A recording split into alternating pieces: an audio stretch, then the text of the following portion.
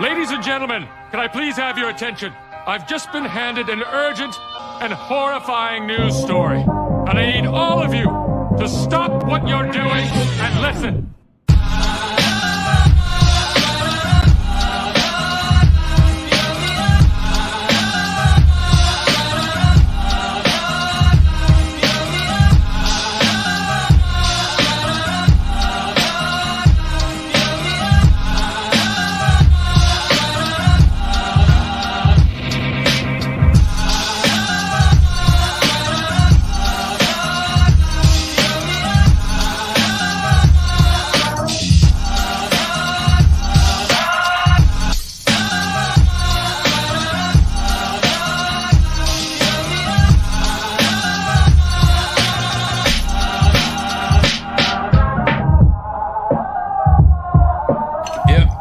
Made with bits of real panther, so you know it's good. It's quite pungent. Oh, yeah. It stings the nostrils.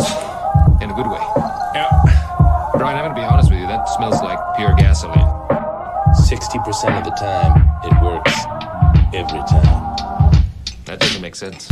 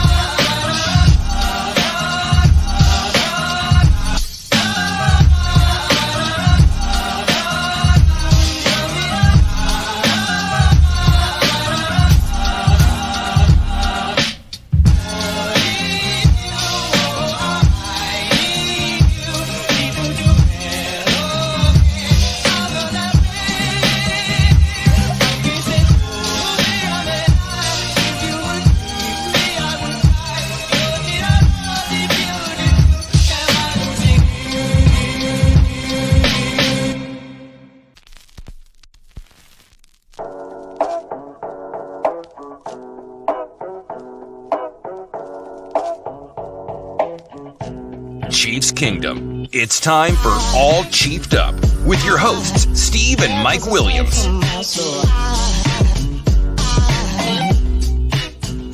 From the Bluegrass to the Red Sea, this is the Kingdoms Podcast. From the Bluegrass to the Red Sea, it's time to tailgate. It's Saturday night. Ladies and gentlemen, what's going on? What's happening, people? How you doing tonight? It's a fine Saturday. Time to hang out with everybody. Been pumped about this. It's been a long day, man. It's been a long day. Been busy, tired. I just want to hang out and talk about the Chiefs. It's been a long day. If you've seen the title, if you've been alive today, you know that Chris Jones didn't show up last night. People are freaking out, Steve. They're freaking out. Do you see it as a problem that Chris Jones is not there? Maybe. Oh, I didn't think you were going to say it was a problem. I don't think it is. Ultimately, I think that Chris Jones is. It's probably exactly where it was. I feel like the media is just going to get some drama out there, right? So they have to be yeah. oh well, they're not even close to getting this Chris Jones thing done. So I think that's just media drama, probably. I mean, what's not close anyway? I mean, is Chris Jones want 5 years and the Chiefs only want to pay him for 3? Is it he wants $30 million? They want to pay him 25. Like, what's not close? Is it signing bonus? Is it right guaranteed money? Things. I feel like that's a big thing.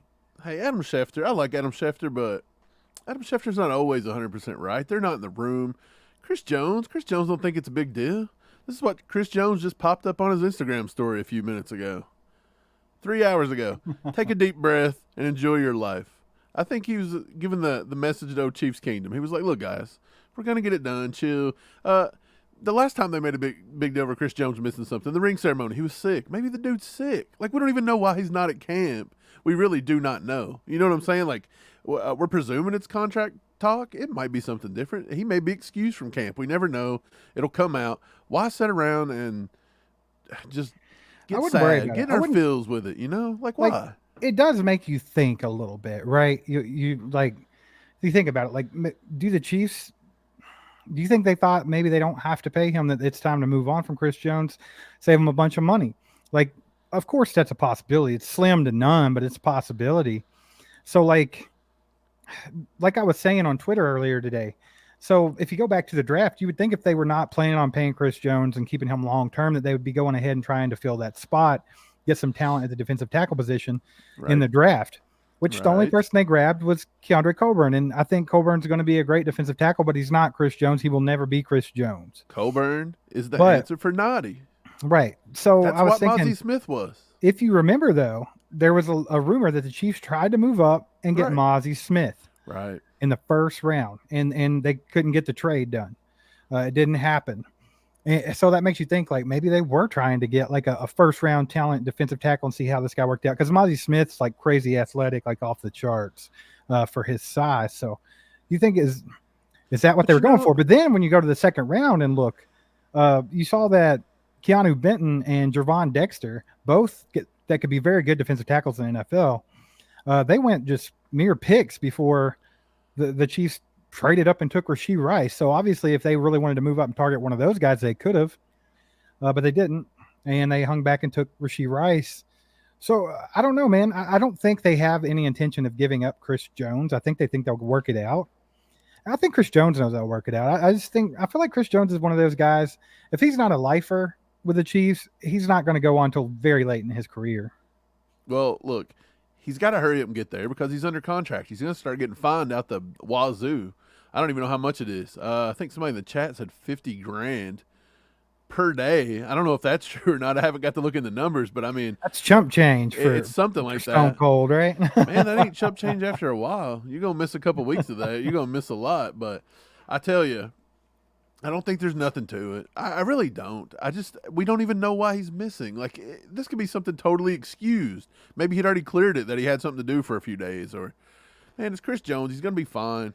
Chris Jones is irreplaceable. A lot of people are saying it's time to trade him. 100%. It's time to trade him. You can't trade this guy. Quit. He's not getting traded. Do you think the Rams ever considered trading Aaron Donald away? They said they're getting ready to this year. Well, now he's older and he's the most expensive guy in the league. So that's the equivalent of the Chiefs signing Chris Jones again and paying him $30 million a year and then using him for another 4 years and then thinking about getting rid of him. That's more feasible. I just don't think right now, with him being, 29 years old, like, he's at the top of his game. He's a game wrecker. He changed everything. I mean, in the playoffs, he was the X factor in the AFC Championship game, really, if you think of it. So, I mean, it's just somebody that you can't. And like we talked about before, you trade him for what? 2, 3 first round picks. Okay, cool. Get a bunch of draft capital, and then what? What's the chances of you actually hitting somebody as near as talented as Chris Jones? I don't see it. I just don't get it. They were pretty interested in Keanu Benton. They talked to him out of Wisconsin, but I do believe if they would have thought Chris Jones wasn't the long-term plan, they'd have just took him over Felix right there in the first round. I think he was a first-round talent, to be honest. Keanu Benton was, but we'll see. I just don't think it's anything. I really don't. I think the media is going to get a big kick out of it. We joked to that Florio, that slap nuts. He's probably up there literally slapping nuts.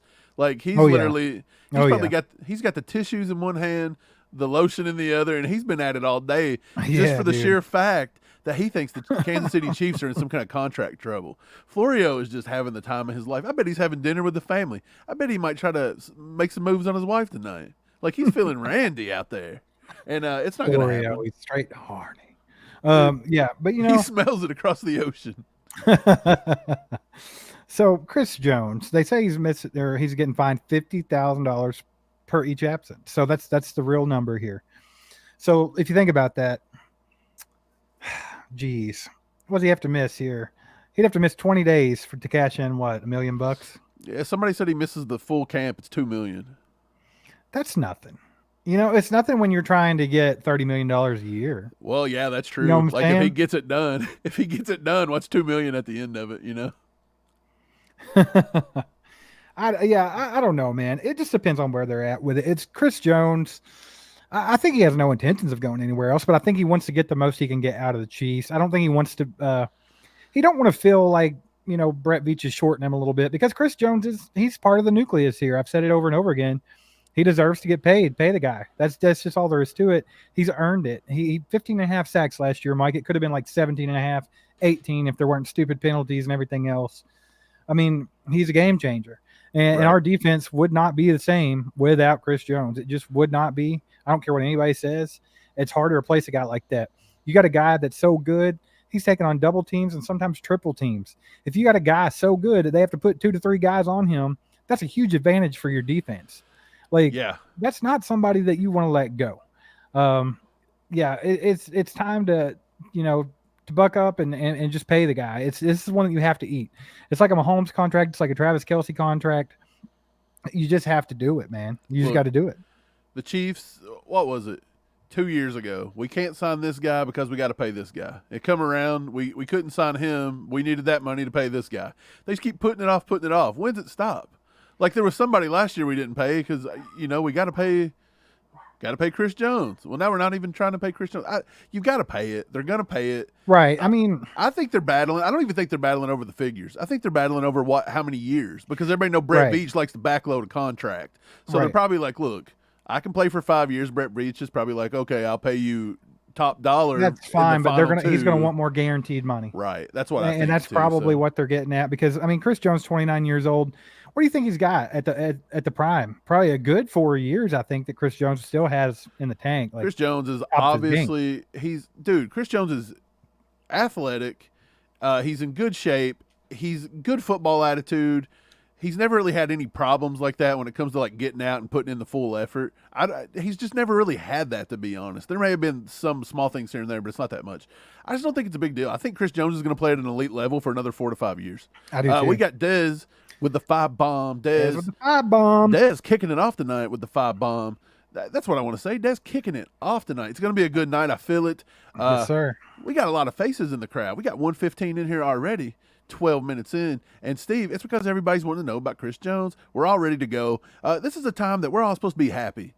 Camp started. The vets are in. Let's stop worrying about Chris Jones. Let's just live our lives. Stop worrying about it. Let's stop being a bunch of Mike Florios. Let's stop worrying about his money.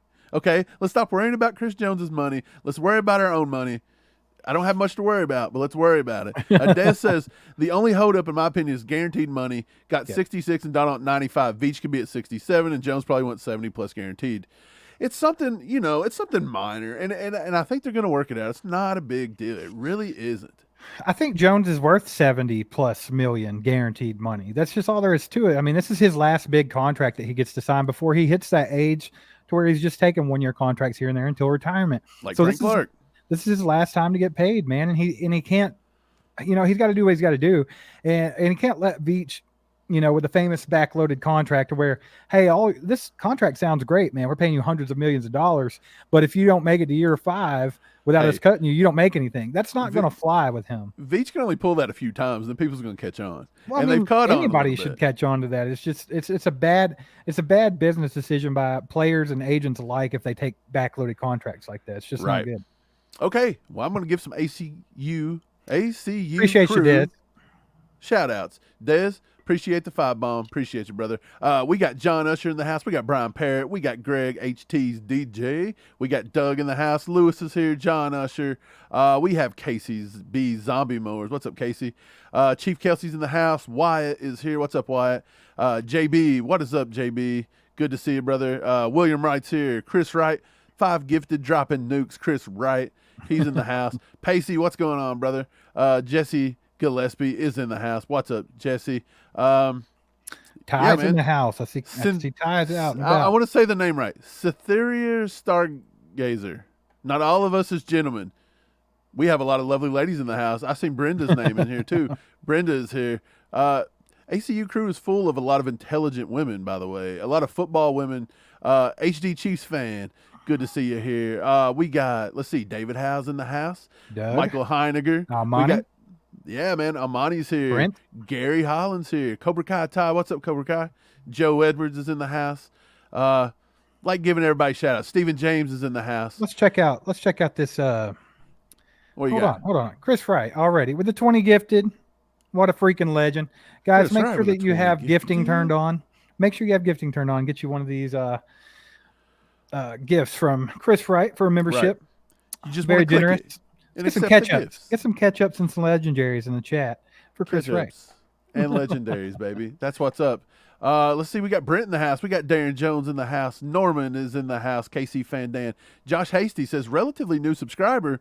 Keep up the great content. Josh, appreciate you, brother. Thanks for being here. Thanks for subscribing. Kevin Capel's here. Jerry Mobley is in the house. Jesse Gillespie in the house. Maybe I already read Jesse, but Jesse likes the motion lotion. He said the motion lotion for Florio. Yeah, Florio's doing something. We don't even want to talk about what Florio's probably doing tonight. Tilly Train, Dan Weiler, what's up, man? Dan is in the house. It looks to be caught up. So, yeah, we got a lot of the usual suspects tonight. If you're new, go ahead and hit that sub button. Click that bell so you know when we release new Chiefs content, because we know you love Chiefs content or you wouldn't be spending your Saturday night with us. Hit that like button if you don't care to get it out to more Chiefs fans. Jack Green came in style with a 5 gifted. We appreciate you, Jack. Appreciate you, Jack. Good to see you, buddy. Yep. Be sure if you're new here, get in the comments, talk to us. We'll answer any questions you got. A lot of the ACU crew in the house. Great, knowledgeable people. They will welcome you in. Believe me. Antonio Jefferson says, best podcast, Chiefs Kingdom. Appreciate you, Antonio. Thanks, Antonio. Appreciate you, Antonio. Josh Zimbauer is in the house. What's up? Kenneth Caldwell is in the house. Kelsey Nolan, what's up with CJ? It's a non-factor. I think it's so, a non-factor. Man. I think it's. This is no different than the last time he extended his contract. I feel like it's almost the exact same. Just give it some time. I don't think he'll miss too much of camp either. Like maybe a week. Yeah, for sure. It's not going to be nothing crazy. Rerun 6-1 is in the house. Jeff Moore, what is up, Jeff? Dude, I think we're caught up. We give everybody a little shout out because that's what we do. You guys are our friends. We want to talk to our friends, and we appreciate you. That's why we're spending the night. If anybody's got any questions about Chris Jones, you can throw them in the chat. But I'm going to tell you what. I don't even want to really talk about the negativity with Chris Jones. I don't think there is negativity. I think Chris even told us himself tonight. Let's just breathe. Let's enjoy our weekend. This is a time that Chief fans, football is upon us. Let's not worry about Chris Jones. Let's not worry about it. I don't think it's a big deal, Steve. No, I don't think so either, man. I think we can all relax a little bit. I just don't see Chris Jones being a guy that they would let walk out of Kansas City. Not at this point in his career. And he's still under contract for another year. They can tag him a year after that. I mean, it's nothing that has to get done super fast. Now, however long he wants to hold out and pay the fines at camp, that's up to him. But, I mean, ultimately, he's going to have to show.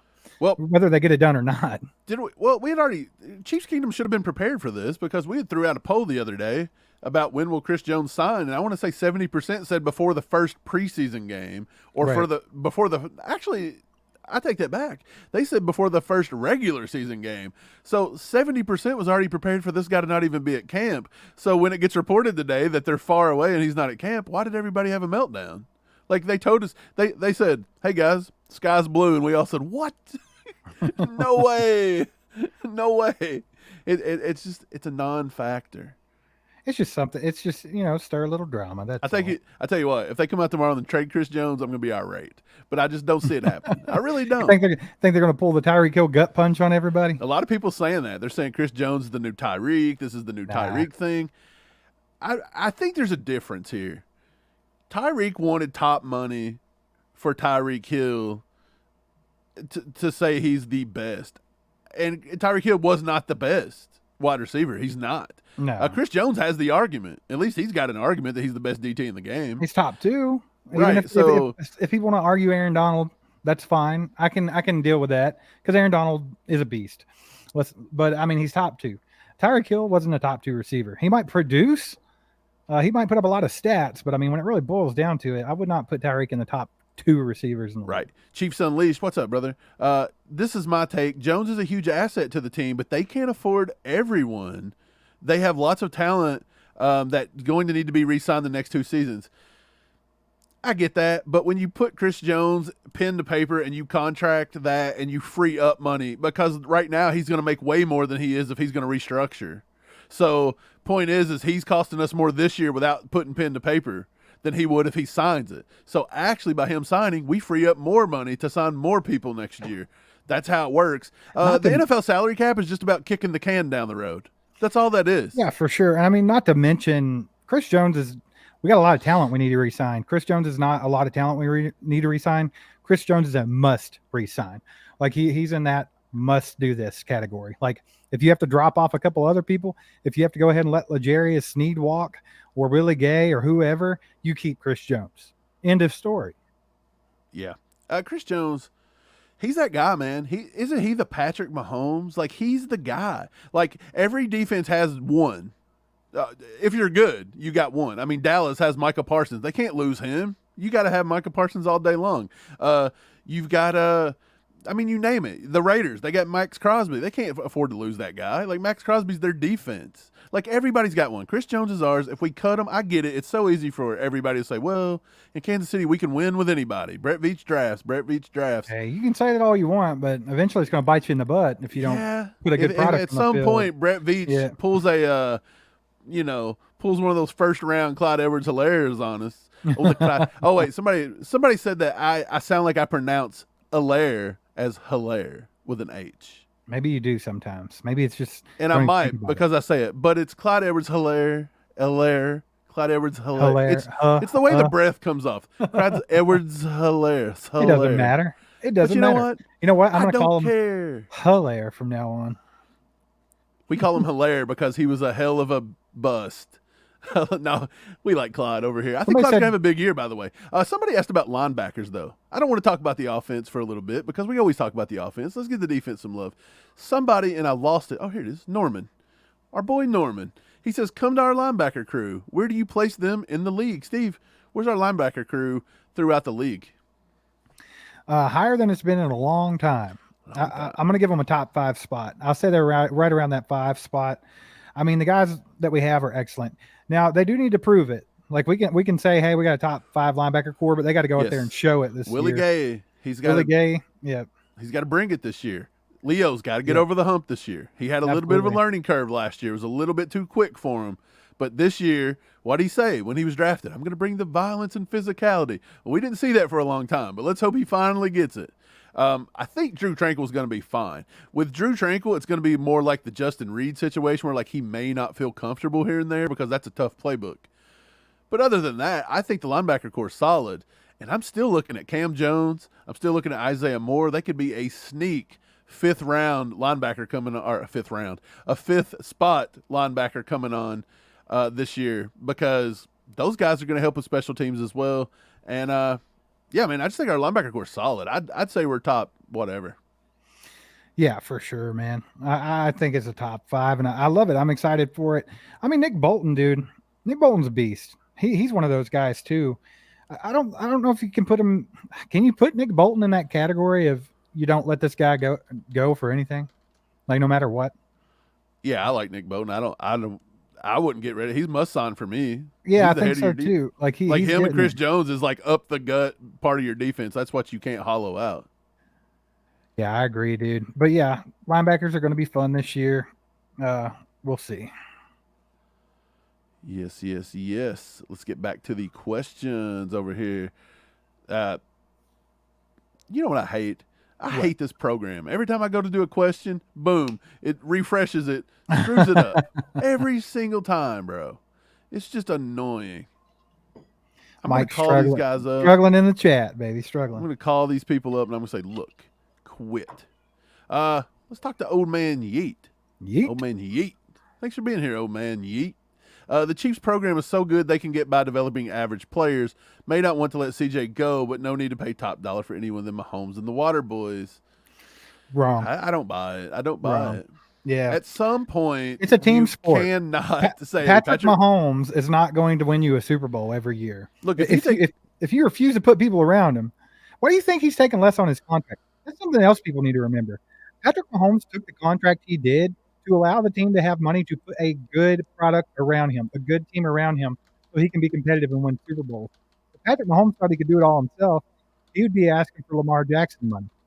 That's just all there is to it. Mahomes, and that's the thing, since Mahomes is awesome enough to take a contract like that and be like, hey, put the pieces around me, let's win some Super Bowls, you damn well better do it because he's not, taking less money to lose and to not have a good team.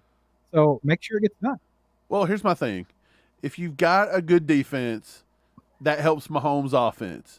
If you get the ball back more, you can let people score less points. Now you can survive with mediocre weapons on the offense, but you can't have mediocre weapons and a bad defense.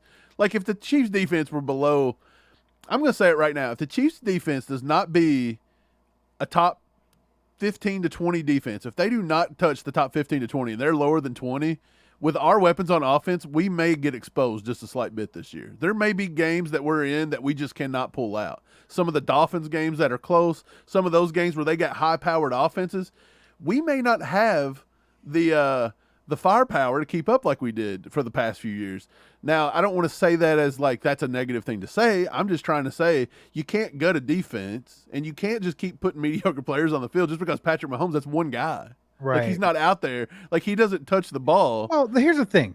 Every single play what on has defense. Chiefs Kingdom been saying ever since Patrick Mahomes here? The sentiment from everybody is, well, all you got to do, we don't need to sign weapons for him on offense. We just need to put a top 5 defense on the field, and he will win. We just got to put a top 5 defense on the field. Okay, cool. If that's what you thought, then cool. But why are you turning around saying we don't need to pay Chris Jones now? Because you're not going to have a top 5 defense if you take Chris Jones off the team.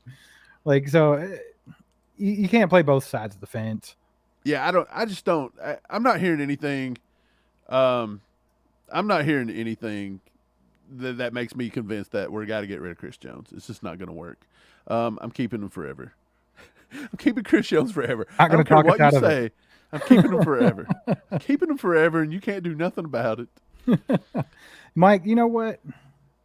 If for some reason they were to trade Chris Jones or let Chris Jones walk eventually, I'm going to get one of those microphones like they have at camp and put it for every live stream. I'm just going to have the big 2-foot fluffy dong microphone.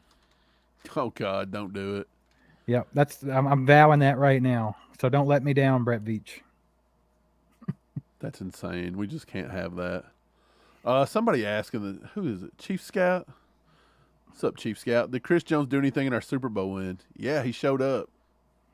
Chris Jones is one of those people. Like he's just got to be out there. Yeah, like they're probably doubling and triple teaming him. Like you might not always have big numbers when you're just eating up offensive like linemen, but right.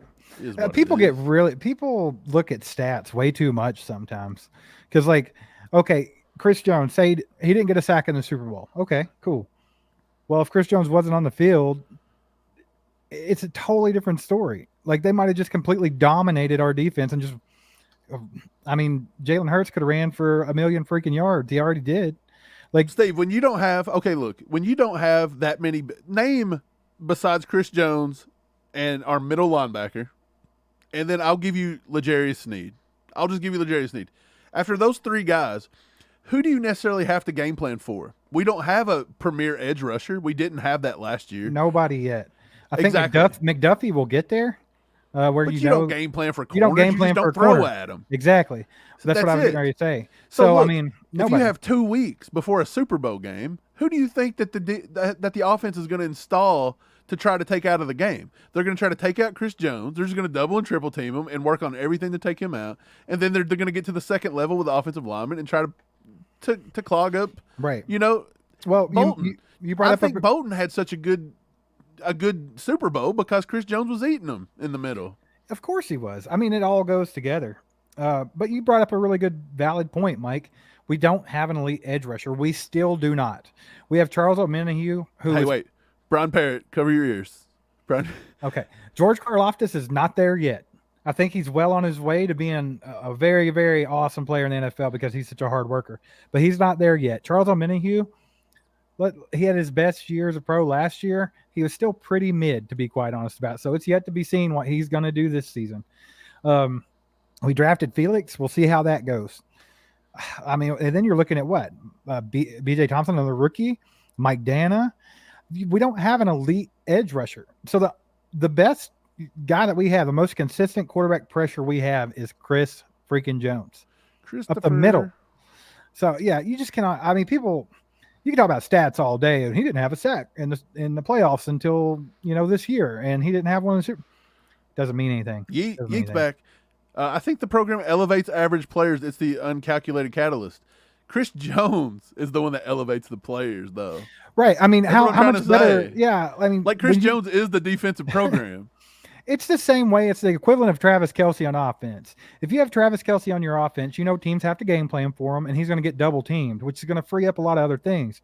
Flip that to the defensive side of the ball. You got Chris Jones, who calls for a double team every freaking play. So guess what? That's going to let these other guys on the line do a little bit better. It's going to free up the linebackers a little bit. I'm telling you, people don't.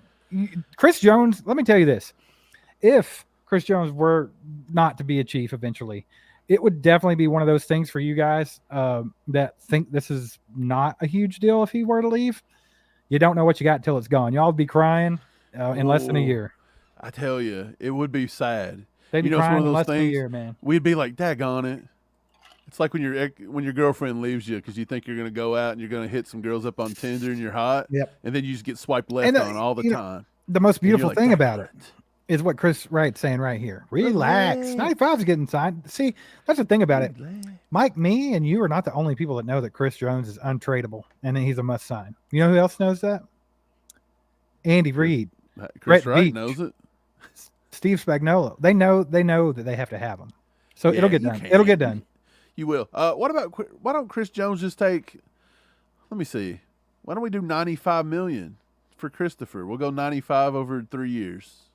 I think he's honestly, I think Chris Jones is going to want at least 4 years. I do too. I think it's the 4 or 5. I think that's what they're arguing. He's probably looking for 5 with like $70+ million in guaranteed money, and then looking at around $27 to $30 million a year.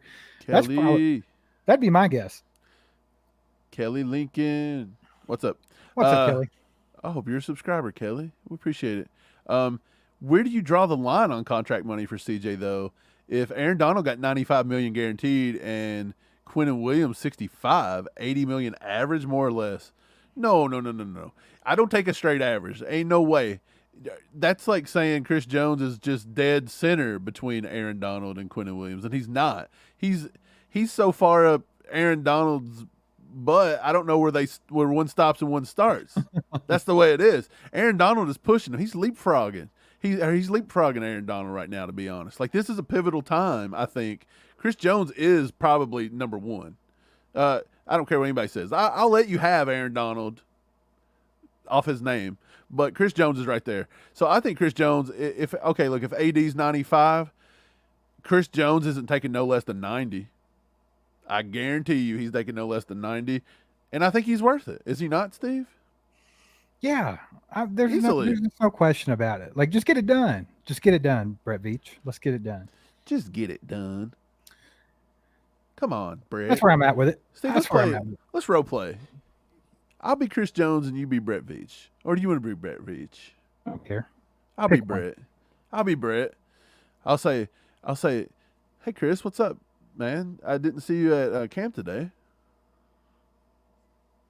I'm Chris Jones.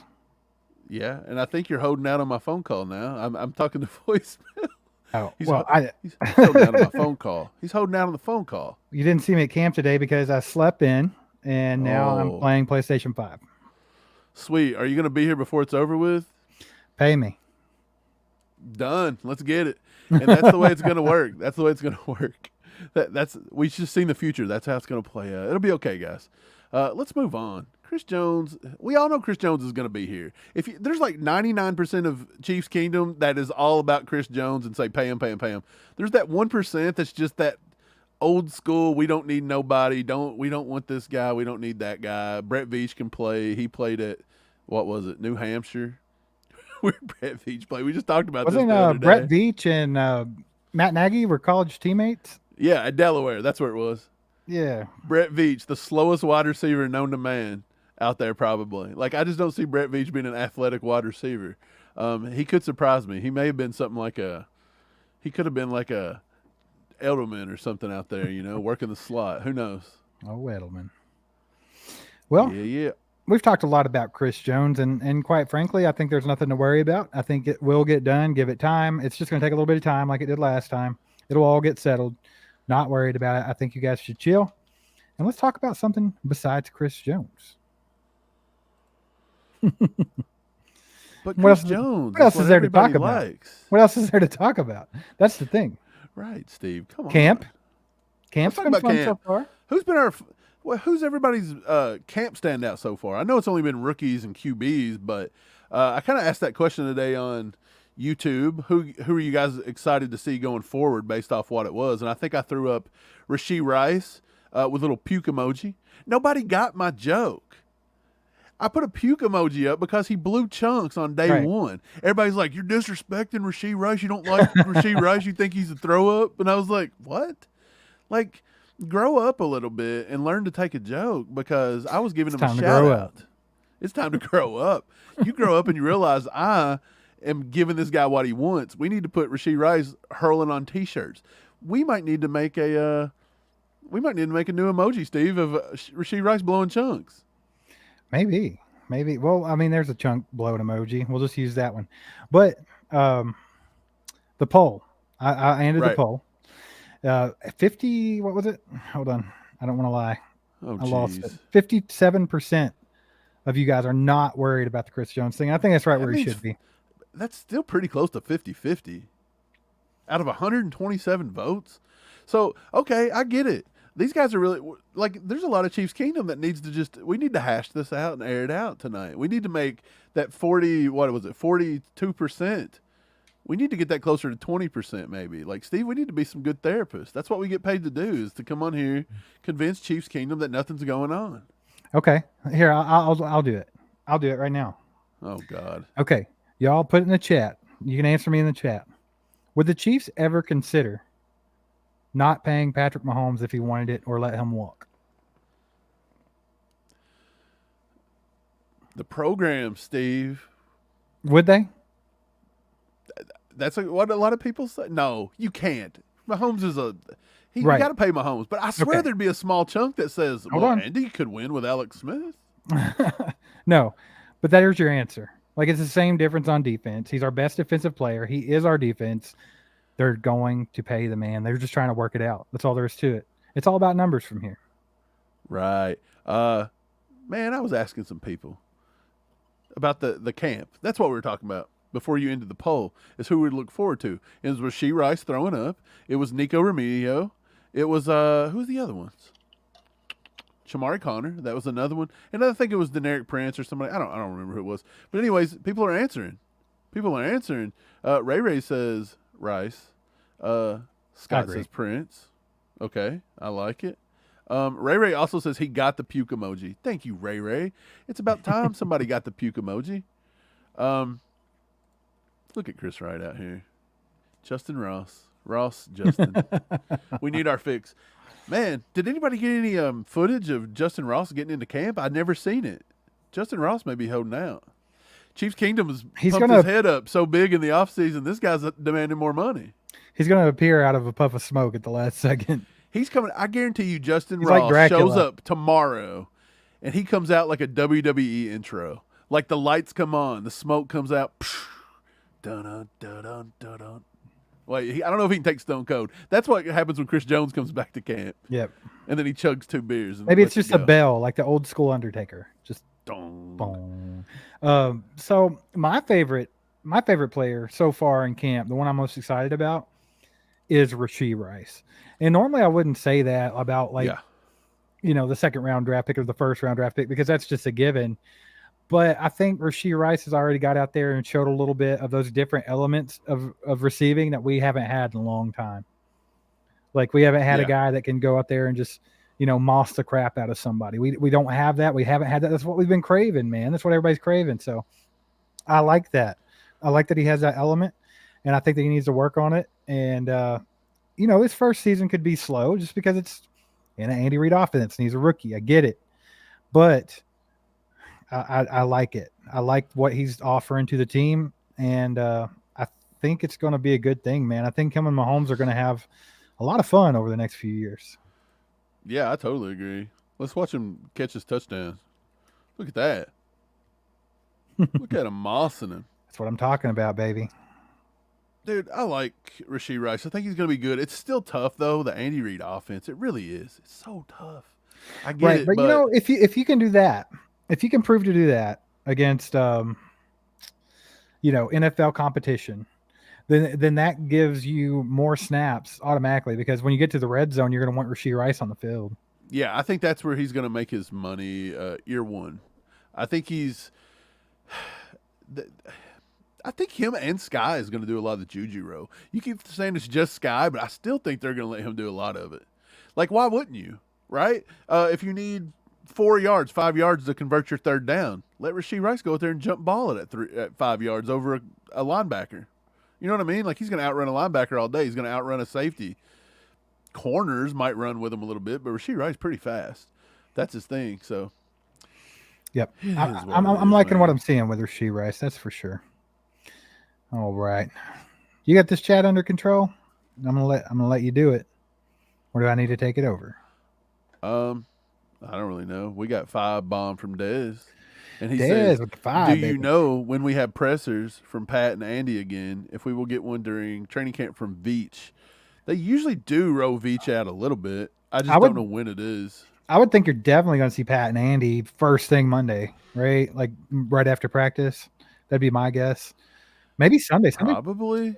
Sunday's their first day of practice, I believe. So, yeah, it'll be early. You'll hear from Pat and Andy Reid as soon as the vets start practicing. Veach, I imagine you'd hear something from him this week because, you know, he's got to address the Chris Jones situation. If the media is going to blow it out there like that, I mean, it's just you have to, you know, save face a little bit and get out there and be like, hey, you know, everything's fine. We're in contact. All the talks are good, blah, blah, blah. I expect that fully this week sometime. Yeah, I think he's probably got to put the fire out a little bit. But we appreciate you, Dez. 5 bomb for Dez. Give him a little nuke in the chat for Dez. Why not, baby? Scott says, how many touchdowns will Rice have this season? Steve, you want to take a guess? I'm going to put it at let me over under it, and you tell me over under. Okay. 4. I think 4 is a good number to do an over under. 4 is a perfect number for over under. I think his ceiling, probably 5 or 6. That would be his ceiling. I'm going to guess 4 for real. And that's, you know. So you're pushing, huh? That's pretty, it's expecting a lot, really, from a rookie wide receiver. I mean, we all saw Sky Moore. He didn't even get an opportunity to score a touchdown until freaking Super Bowl. Man, I thought Sky Moore had more than one all last year. Well, didn't you? I mean, Sky Moore wasn't utilized very much, but you're going to see that change this season. So, right. But Sky Moore didn't offer you what Rashee Rice does, where you can throw a jump ball up to him in the end zone, in the red zone. You know what I'm saying? So it's a little bit different. Chris Rice's Draft Network had Rashee Rice comped to Chris Godwin. I could see it. Yeah, I don't remember who I comped Rashee Rice to. Do you remember, Steve? Don't quote me on this. Did you say Santana Moss or somebody like that? One of the old school players. No, wait, it almost come to me. Santana Moss was up there for somebody. I just don't know if it was Rashee Rice. It was the player that used to play for the. Oh, I know who you're talking. I can't remember the name. It's okay. We got HD Dreaming with the 20 bomb. Yeah. Appreciate What's up, you, HD. Thanks for the support. That means a lot. Make sure you guys put some nukes in the chat for HD. He put up an OP cyborg hippopotamus. Hip Hop Anonymous. A hip hop anonymous. Man, that movie's so good. Don't you just love, dude? Anything Adam Sandler. Appreciate you, HD. That's awesome. Thanks so much. Yeah. Wait, is Veta in the house? Veta's in the house. We haven't seen Veta in a long time. Veta, we thought you disappeared off the face of the earth. We were going to come looking for you. We hadn't seen you in a while. But you do know, Veta's a busy lady.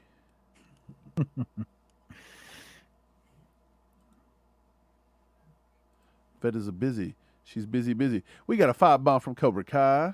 Appreciate we have 157 people watching and only 51 likes. Please slap nuts the like button. Help our guys out. A lot of hard work goes into this from ACU. Yeah, man, we appreciate it. Yeah.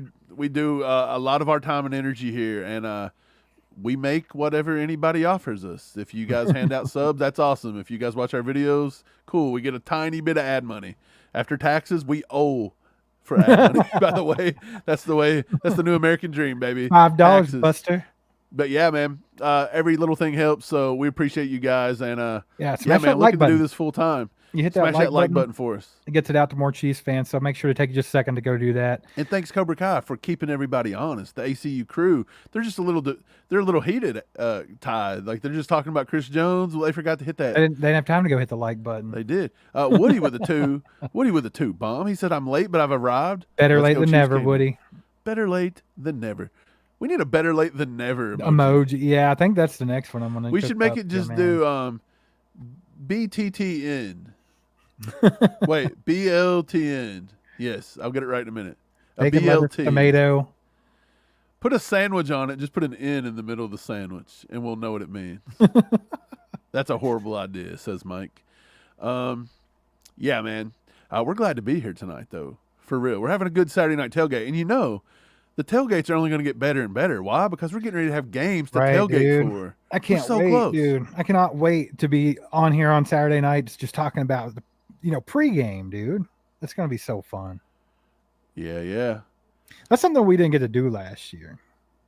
No. This will be our first year actually doing a little bit of live streams during the season. So we'll be pumped for that one. Hey, Veta, our email is allchiefedup@gmail.com. I'll put it right here for you in the chat. We were wondering why you hadn't claimed your prize. I Veta just didn't like us anymore. She's like, I don't want any of your ugly shirts or anything like that. She said your shirts are ugly, bro, and I don't want it. But no, we appreciate you. We love Veta here at All Chiefed Up. Yes, sir. Veta, you live in KC. Are you going to come out to our Chew with the Crew event? We'd love to see you. You should. There's a limited amount of tickets, by the way. So if anybody's here, I'll throw that up for you one more time since we got a lot of people in the chat and people are asking. We got Chew with the Crew. It's August 15th, 7 to 9 p.m. You can come and go as you please. Starts at 7, ends at 9. It's at Zarda Barbecue in Blue Springs. We got the back room rented. It's capped at 50 people. So we're going to sell tickets for $10. The $10 ticket is to pay for the room. That's it. And to keep a head count because we cannot go over 50 or we will get kicked out of the place and the firemen will come, take us to jail or whatever they do. Other than that. That's not what firemen do. We're just going to hang out. We can't break fire code, but we're going to hang out. We're going to eat some barbecue. We're going to take pictures. There's going to be a lot of people there. We got Haley coming. Haley Lewis, ex-chief sideline reporter, just whatever. We got Lance from the Spoken Podcast. Very controversial. People's been coming at Lance, man, just because he was a big D-Hop guy. Everybody's coming at him.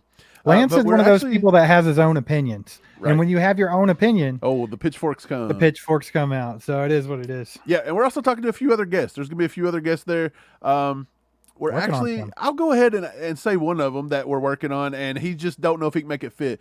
Jason Dunn may be there, ex-Chiefs tight end. Actually talked to him the other day. He is down for the idea. He just don't know if he'll be in KC at the time and if he can make it happen. But if he can, he said he'll probably come on by. The crazy thing about so that's kind of cool. Jason is that he lives, 60 miles up the road from us in Kentucky. So what's the chances? Right, so, yeah, he should just ride with us over there, man. I don't know what he's doing. But anyways, 50 tickets. There's only a few left. I want to say, I don't know a number off the top of my head, but there's been a lot sold. So once they're gone, they're gone. So just giving you guys a heads up. But later, Steve, Richie. Have a good night. Thanks for hanging out with us, my man. Yep. Later, Richie. Yeah, if you guys want to do that, if you guys want to come hang out, like he was saying, it's going to be really informal. We're just going to be hanging out, eating, talking to everybody. It is what it is, just super informal. So if you guys want to do that, grab you a ticket before they're gone. Dude, are you kidding me? Oscar the Grouch is in the chat. That makes me happy. He's cry laughing about something. Oscar, what are we crying laughing about? My childhood is in the... I love it. Dude, I feel like Oscar the Grouch commented on one of our other videos once, and he actually did a really Oscar the Grouch kind of comment. It was a very grouchy comment, and I loved it. It was one of the best things I'd ever read. So, Oscar, I'm glad you're here. I'm glad you're part of the ACU crew, to be honest. Woody asked, what did I click? I don't know, but let's read it. Double R. So what's up, chat? I'm a Dallas Cowboys fan. Dropped by to say good luck this season for that third bowl ring. Maybe this will be the year we meet in the Super Bowl. Chiefs fans, be safe and be blessed. We appreciate that, Double R. Double R. Other teams' fans are welcome here as long as everybody's respectful. We always say that. Start being a troll, we'll just block you out of the chat. But we appreciate you, man. Good luck to you guys as well. Dallas, I don't know, man. I don't know if Dak is that guy that can do it for him, but we'll see. We will see. Yeah. Dallas. A lot of Dallas fans in the area, to be honest. In Kentucky, there's a lot of Dallas fans. There really is. It's weird. Let's see. We got something I was going to bring up. Steve brushed me off to the side. Here we go. I didn't do it. Woody Woodford. He says, "Do you guys know which games you're attending this year?" We haven't really got to take a look at the schedule, see how it lines up with our schedule. But we do try to get to at least. Sometimes we'll go 2 or 3. It just depends. Now, the resale on these tickets are insanity. By the way, like they're up to like $300 and $400 sometimes for like nosebleeds. So we'll see. But we'll definitely make sure to let everybody know what games we're going to. That way, if you guys are there, we can hang out. But maybe we can come tailgate with you guys in the parking lot too. Not like a Saturday night tailgate, but like a Sunday morning before the game kind of tailgate. Like we're just gonna come bum food from you guys. That's just gonna be what we're talking about. But yeah, Veta says she just wants that beanie. Nice. We have a beanie? Yeah, we do. Dang, we got a beanie. You guys should check out the store. Shop.allchiefedup.com. Or no, wait, it's merch.allchiefedup.com. That's what it is. Well, I'll be right Veta, in a minute. Merch.allchiefedup.com. Go check it out. It's pretty awesome. Veta, you just email us and tell us what your shipping address is and what color you want, and we'll make it happen. Veta says she lives in Blue Springs. Okay. Well, I hope to see you there, Veta. That'll be a good time. I know it's a Tuesday night, but I don't know. It's a school night. It's a school night. Back on August 15th? I don't know, man. It is here. I do know that. True. I'm like that. I'm that guy that's just waiting for school, baby. It's like, let's go. Let's get it back in session. You guys are loving Haley in the chat. Stephen They James, always do. Woody. You guys love Haley a lot. We ain't got to put no restraining orders on with Haley. She ain't got to come with no restraining orders, does she? She might bail out. Let's see. Michael, let me pronounce this name right. Juden? Juden? Yeah. Juden. Let's go with Juden. That's what I'm going to go for. Why you got to get all fancy with it? He said if Chiefs could trade Chris Jones with either Arizona or Houston to get 2 firsts and guarantee we get Marvin Harrison Jr., would you consider it? No.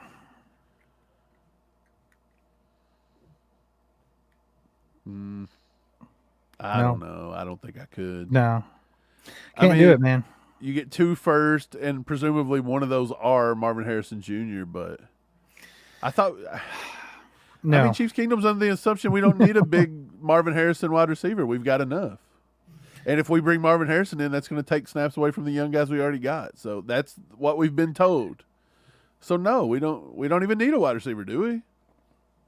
That's what we've been told. It's not even that. We get told that every time. I'd be completely happy with getting somebody like Marvin Harrison Jr., but not at the expense of Chris Jones. They just can't do that to our defense. That's a good question, though, Michael. I will say that it is a good question. That's one to make you think. So I just think you can't mess with our defense. We've literally been building. Brett Veach has been trying to build this defense up to a top 10, top 5 defense. That way, Patrick Mahomes has the best chance to win the Super Bowl every year. And I don't think you just pull the plug on that right now. I just don't think you can do it. Yeah, it's tough, man. But we appreciate the question, Michael. If you're not a subscriber, go ahead and hit that sub button for us. And thanks for talking some Chiefs football. We appreciate you. Let's see. Moving on. Wait, who's? Oh, here we go. Oscar says he always comments grouchy. What? Man, I'm glad Oscar's here. I really am. Love it. Oscar's awesome. Let's see. Oh wait, more Oscar. I have to be here. My good friend, his whole family's a Chiefs fan. Is it the Count or like Elmo? Which one? Gonzo. I'm not for sure. Maybe it could be. That's awesome.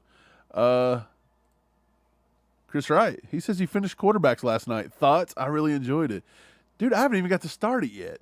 Mike's slacking. Am I the only guy in the world not watched? Yes. It's one of those things, though. As soon as I watch it, I'm going to be like, daggone it. Just I watch wish I could it. watch it again. What?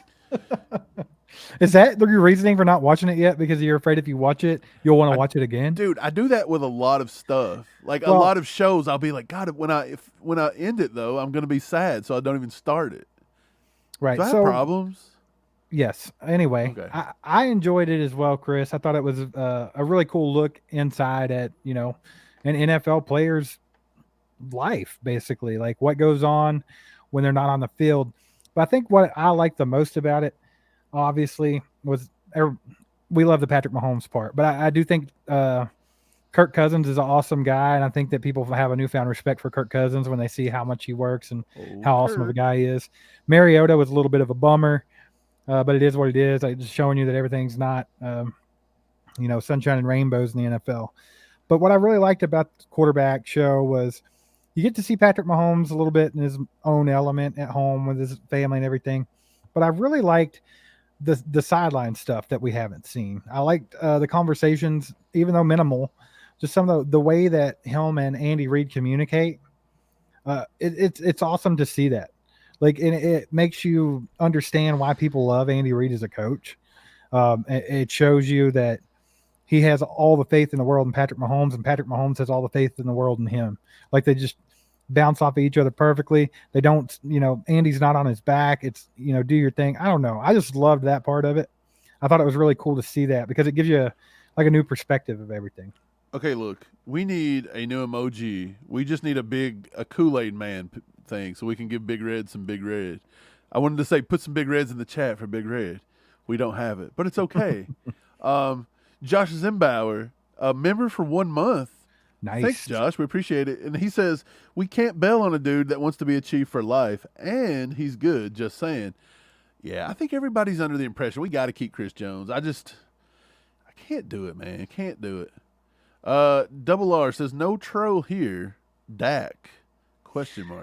Yeah, Dak's you want questionable us to know for about me. Dak? I said that I don't know if Dak's the guy that can get them to the Super Bowl. I mean, I don't think Dak's a bad quarterback, but I just don't know if he's that guy that can get over the hump. I don't know, man. It's tough. I do that. I really I'm a CD Lamb fan for real. I'd love to see him on Kansas City. But yeah, I don't know. Don't know if he can or not. They'll have to. They have their hands full with the Eagles. I mean, that straight up. So. Yeah. Why did you think it was so weird that I like CD Lamb? Because I've never heard you talk about CD Lamb before. I could think of about. Well, it's 10 not like he's other available. I would have, yeah, but I'm just saying, I could name 10 other wide receivers on different rosters I'd rather have than CD Lamb. Nah, I don't think there's 10. You couldn't name 10 wide receivers you'd rather have over CD Lamb? I don't know if there's 10. No. We're gonna play that game right now. Let's do it. Justin Jefferson. Yes. As much as it pains me, Jamar Chase. Yes, of course. Good Lord, I'm not gonna do it yet. You're not gonna get to 10. You're not gonna get to 10. I would take Cooper Kupp over CD Lamb. Sure. Don't say whatever. I said sure. Yeah, I would take Stephon Diggs over CD Lamb. Yeah. I'd take Tyreek Hill over CD Lamb. Yep, Devontae Adams. I'd take Devontae Adams. We're at 6. I would take, let me see. This is where it gets hairy. No. Nay. I would take, let me just think for 1 second. Let's go down the list. I'd take Mike Evans over CD Lamb. The age difference, man. Okay, so even without the age difference, I'll throw Mike Evans back off the list then. Yeah. Okay, I'll throw him off. Let's see. I will take, nobody on the Saints. Well, you can Nobody choose on the Bucks. You can keep going and see if you can get to 10. But I mean, here's where I hold CD Lamb. He's one of those guys that I think are a really good receiver. Would you take CD Lamb over T. Higgins? Yes. Okay. But they're kind of, I mean, Chiefs I Kingdom may think, fight you with that one. Chiefs Kingdom loves T. Higgins. I think T. Higgins is good.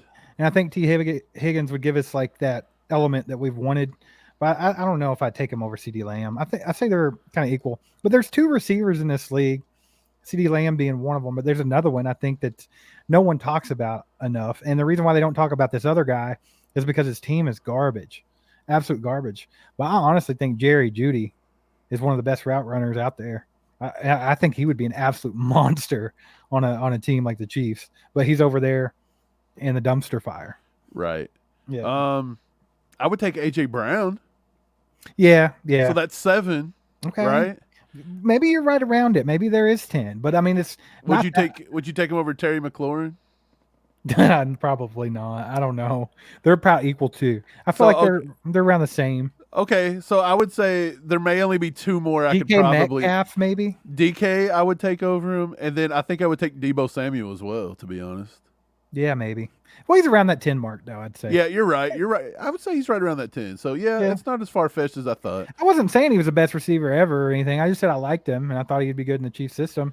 Same way with Jerry Jeudy. Obviously, I don't like Jerry Jeudy. He's a freaking donkey. But I think how that guy could be amazing in our system. Yep. Doug asked, will your pops be there at the games with you? He is a warrior and cool as shit. Yeah, Hopefully Pops we can get him comes to to the games at with least us. one. Yeah. He's not coming to camp, I don't think. No. He's not going to come to camp. He's going to bail out on that, but he's old. He don't like to stand in the heat, which I don't blame him. Pops is probably going to be on another vacation by then. He's going to the He's beach going to soon. Destin here in a few weeks. Yeah, and then he just got off of a cruise. This dude. He was in the cruising. Bahamas. I mean, he probably won't be at camp because he's going to be on a vacation. Pops is celebrating that Chiefs Super Bowl.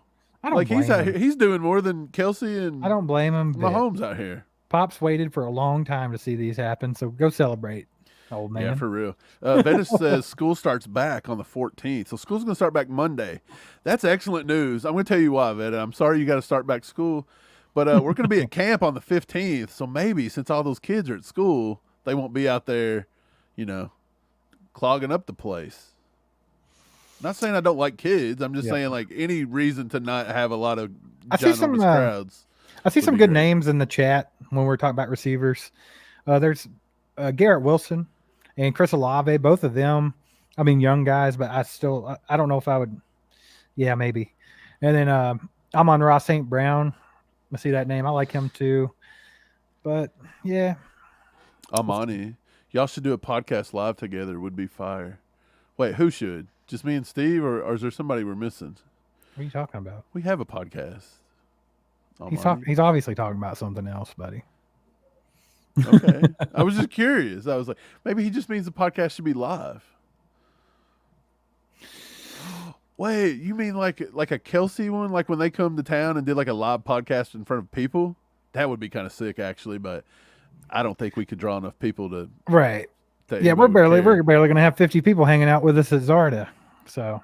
Hey, we just now sniffed 10K, but we're going to get to 20K. Subs. Stephen James thinks we're getting to 70K.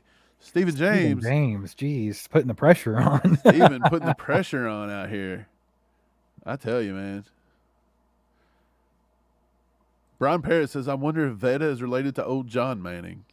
Who's John Manning? Maybe she's related to Peyton. Yeah. Huh? Peyton Could and be. Eli, maybe? Maybe she's the long-lost sister that nobody talks about. Could be. She was also a quarterback. Honestly, I'd rather have Veda be a quarterback for me than Eli. Not gonna lie. Eli won 2 rings. How's their youngest brother gonna do? Didn't he just commit to Texas? I'm curious about him. I feel like I think he's gonna be a bust, bro. I think he got a lot of hype, and I've seen a lot of bad things. Yeah, he didn't look very good in that spring game with Texas, to be honest. He really didn't. Yep. What's up, Christian? How are you, man? I see a lot of people saying that they would enjoy CD Lamb in our offense. And that's just where I'm at. I don't think he would be with it. bad. I was just You don't think he would? Could you imagine? Okay, CD Lamb now, a CD Lamb with the Chiefs. Like, how much could his game be upped? You know what I'm saying? What about CD's nuts? Got him. Got him. But anyway, wait a second. CD Lamb. What is the CD? Oh, it don't stand for anything. His name's actually CD, right? Yes. CEEDEE. Yes. What was going through his mom's head? Wait, what was going through his? Yeah, I said that right. CD. What does CD mean? Like, maybe her favorite thing in life was the CD player. Dez with the 2. We appreciate you, Dez. You're awesome, man. Thanks for all the support. It goes a long way. We appreciate you. He says, if CJ wanted more than Donald, should we? That's tough. I think you got to do what you can do to maintain Chris Jones or retain Chris Jones. But the thing about it is you can't let him walk all over you either in negotiations. I mean, he can say, I want to be the highest paid ever, and you could just look at him straight in his face and say, that no, that's not happening. And that would probably be where you'd have to go with that. If he wanted him that much, it's like, look, man, we got the best player to ever play football on our team over here on the offensive side, taking less than the the top tier quarterbacks. So you're going to have to be the same way if you want to keep winning. If you want to go to another team and not be as successful or maybe not win as much, then go right ahead. But this is where we're at. And I think that fair, to me, as long as he's somewhere in the middle of Quinn Williams and Aaron Donald, I think it's fair. It's just where does that land? Is it closer to the 30 million mark, or is it around the 26, 27 million mark? You know, Man, I would be willing to put him right there with Chris Jones. I mean, you got to draw the line somewhere as the Chiefs. Like, there's money, you have to spend it. There you go, Michael. Spend it. CD Sedarian is short DeLeon, for DeLeon. Sedarian DeLeon. Sedarian DeLeon. What a name, baby. That's a wild name. It's kind of cool. It. It's kind of cool, though. I'm not. But I can see why he goes by CD. I'm not mad at it, but could you imagine teachers like trying to be like, Sedarian DeLeon, are you here today? And he's like, present. And they're like, what? Yeah, I don't know. Sedarian? It is what it is, man. Legarius Sedarian. Chiefs Kingdom says, how about those Chiefs? Big Red. See, this is where I could say, put some Big Reds in the chat. Put some Kool-Aid Mans in the chat for Andy. Dude, maybe we should make a Kool-Aid Man emoji for Andy. Right. Maybe that's what it should be. Put If some I can pull Andys it in the off, chat, I'll man. try it. All you got to do is have a picture of Kool-Aid. How hard could it be? The little Kool-Aid Man? A little Kool-Aid man with a mustache.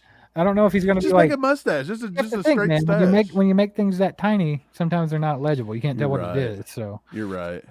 yeah. Yeah. Brad, 100% drama created by Ty Shirt. Look at Schefter's tweets. You just know he was crying for recognition since the tweets were an hour apart. Wait, what did Ty Shirt say? Is he the one that brought it out? Could be. I don't know for sure. I just saw where I haven't seen it. Let me go look and see what he says. Schefty. I'll go look in a minute. He says Ty Shirt's a hack too. You guys aren't big. I noticed. Did you guys watch our last video where who was it? Arrowhead Addict had a guy that come on here and said that who was it? Chamari Connor was overrated. We haven't even got to camp yet. He says he's overrated. Yeah, that was ridiculous. And we shouldn't pay who was it? The guard. It'll come to me in a minute. Trey Smith. We shouldn't pay Trey Smith. What is he talking about? Yeah. If you guys want to see us smoking over there, if you guys want to see us talk about that, you go watch our last podcast release. please. Veta, what is she saying? here? She's kin to Danny Manning. That's awesome. Danny Manning, the Danny Manning from KU, the Danny Yes. Manning that was drafted number 1 overall in 1988 in Was the it NBA 88? draft. I believe it was 88 or 89. Was The he a Danny Phoenix Manning? Sun?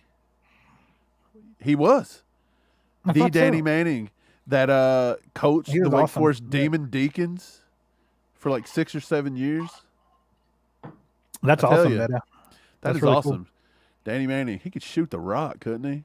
He was a tall dude, right? I'm sure a lot of you guys probably grew up watching Danny Manning, some Jayhawks people.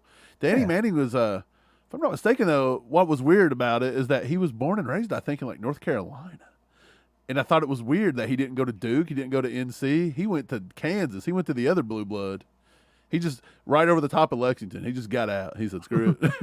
We're going to the Jayhawks. Danny Manning, that's cool. It really is. Man, that's when basketball was fun, though, by the way. I can't get into Yeah. the new NBA. I love the 90s games. It's weak. I could go back and watch replays of 90s games, the old Knicks teams, those Suns teams with Dan Marley and Danny Manning. Come on. Those were good. Those were good. I don't know. Yeah, it's different. It was a different game then, man. It was a different one. Make sure you guys have on your gifting that you will accept gifts. Please do it. I'm not for sure if all those gifteds have gone out yet or not, but make sure that if you guys want to be a member. No, there's still some left. And I know not everybody in here watching. There's 147. There can't be all 147 members. So you guys got to get this. Just click it. Click the little gift at the top and then turn it on. Just say you want to accept some gifts, and there you go. Free. The Juice says he would take MVS over CeeDee Lamb. The Juice? What is in your juice? Yeah, that's wrong. What do you got in your juice? Juice? Wait, is the juice? Is this I ain't hating on OJ. Is this OJ? I ain't hating on MVS, but I mean CeeDee Lamb's better. Double R says he's a top 8. Yeah, Double R is a Dallas fan, though. Well, yeah, he has to rep his guy there, but I don't think he's far from that. I think he's around the 10 mark, to be quite honest. Yeah, about it. I do too. I think if I could do it, I think CD's right there at 10 or 11. I really do. I put him at 10 or 11. And to be honest, depending on what kind of receiver you need, Yeah. he's bigger. So, like, if you wanted the catch the guy rather than the Tyreek speedsters, then again, if you wanted speedsters, you could throw Jalen Waddle up there. Like, dude, everybody's just got different rankings. That's the way it is, man. Personal preference. Steve, everybody's liking the hat tonight. Like, so far, everybody thinks your hats are just phenomenal. Well, this one compliments of Pops. And I'm not for sure about this, but I think he's had this thing for a long time. Like, it still had a tag on it. And to me, it looked like it was ancient. Like, when he gave it to me, like the tag and stuff. And he was like, I never like wore it's this. from the 90s or something. That's what I think. I think it might be. I could be wrong. But why that's would what Pops have had a flat bill hat in the 1990s? They even make those like that? Oh, yeah, you always had to bend them. Now they come pre-bent, some of them. Right. So I don't know, but I don't know where it came from or what, but I just know Pops had it and he was like, hey, I never wore this. Do you want it? Of course I do. It's awesome. So that's where I don't know where it came from. Right. Doug asked, I'm really liking this year's rookies and UDFAs. Maybe just as good as last season's. Can't wait to see. Yeah. Agreed. Okay, look. The UDFA class this year's strong. They're strong. Khalif Hallisey has got a legit chance to make this team, and if not, practice squad. We were even talking about I don't want to say we made fun of it because we didn't. We were joking though when we signed Kakoa Crawford, and we were talking about him yesterday, showing up to camp, looking pretty good, doing some special teams work. Charles Goodman actually tweeted at us on Twitter, and he was telling us that he had some info that some of the coaches, special teams coaches, were really pushing for the Chiefs to do that, and that Kakoa is somebody to watch going into the I agree. going into these things. But I don't think he meant to make the 53. I think it was make the practice squad. Yep. But that's a Nico Remigio thing. We were thinking Nico was going, so you're going to take two of them now. And if that's the case, Cornell Powell's out the door. Is Cornell Powell gone? He should be. Like is not a big Cornell Powell guy. He's like the Joshua Kando of receivers, right? Like he's never done it. It's time to move on. We got the 10 bomb from Steve-O. We appreciate you, my man. We appreciate all your support. You're awesome. He says, what if everyone had 7 people they know, like and subscribe every Saturday? That might put a dent into the algorithm. Do it. That would crush the algorithm. It'd be Problem nice. is, Steven, we can't get nobody to coordinate that. We can't get it. Maybe we should have Stephen James as our YouTube subscriber czar, and he runs around coordinating this every week for me. No, but you're right. That probably would. I mean, yeah. If every person in here, 143 had 7 people sub, that'd be pretty. You guys are the ones that set this 20K mark. ACU crew said that we could do it. So if they're going to get us there, we're going to need your help. So yeah, doing things like that, just sharing with people and telling people about it, goes a long way. But we appreciate you, Steve-O. Also, Steve-O with the 2 months membership, and he says, got to gift Mike a hat or something. Mike, I guess they're saying that you're behind. You're behind in the hat game. Oh yeah, I bought this one a long time ago. It's all I really wear. I don't usually wear it because it's the mesh. Yeah, because I like to wear my hats backwards. I do. When I wear it forward, it leaves a shadow, and it looks weird. Like well, if you I know turn what? around, you can't see my eyes. So the backwards hat is the millennial toupee, and I take full advantage of it. Yeah. But yeah, this is just my Royals hat, and I love it because it's black and gold. It's Royals season. I just been wearing it. I got a bunch of Chief hats, but I tell you, I had a nice Chief hat. I usually get a draft hat every year. I left it in the back of Steve's car, and it got smashed. So that didn't work out too well, but it was pretty sick. I do have this one. Yeah, that one's sick. I like that. Should I wear this? Should I just put it on for the rest of the stream? Lions Pride says, can't wait till Thursday night, fellas. Friendly fire. Good luck from the den. Appreciate you, my man. It should be a good one. Lions are on the up and up. They're Lions, baby. Man, you got to be excited. Lions are you have not to be a team. excited if you're a Lions fan right now. Steve, are the Lions a team that's ever been on your radar that you've disliked? I've No. always liked the Lions. No. Because we never play them, ever. They're usually like, sometimes they get to play spoiler on teams like play the them Packers. every once in a while, yeah. I want to see them win, when it comes, what's it called? Thanksgiving. I'll spit it out in a minute. I like to see them win on Thanksgiving. It's a rarity, but I like to see them do it. I don't mind the Lions, man. I don't. They're kind of like that. Detroit's not a small market, but they're kind of like that team that's just always the perennial, let's just kick them to the curb kind of people. But I do remember the Stafford years. They were coming back a little bit. They had Megatron for a little while. But Barry Sanders could not be beat. Barry Sanders was the man. But I honestly think like where they're at as a franchise right now is the best position they've been in. Like I feel like they're on the right path. And they had a hell of a draft. I mean, they snagged Jahmyr Gibbs and got Sam Laporta, so two awesome offensive weapons. Jared Goff's your question right there. Like, is Hendon Hooker going to be able to take that team over eventually? I don't know. Yeah. Jared Goff has proved that he can get to the Super Bowl. I mean, he's done it with the Rams. Jared Goff beat Mahomes in the showdown in Mexico. Yeah, I mean, Jared Goff's not bad. I just don't know if he's that guy or not. I don't know. It's still yet to be seen, but yeah, excellent team, man. Excellent young team. So I know you guys are excited. Should be a good game to open the season up for sure. Chiefs cannot take them lightly. They can't overlook them. Dude, okay, look, the NFL knows what the Lions are, or they wouldn't have put us playing them. They want a good game. They don't want no blowout. Right.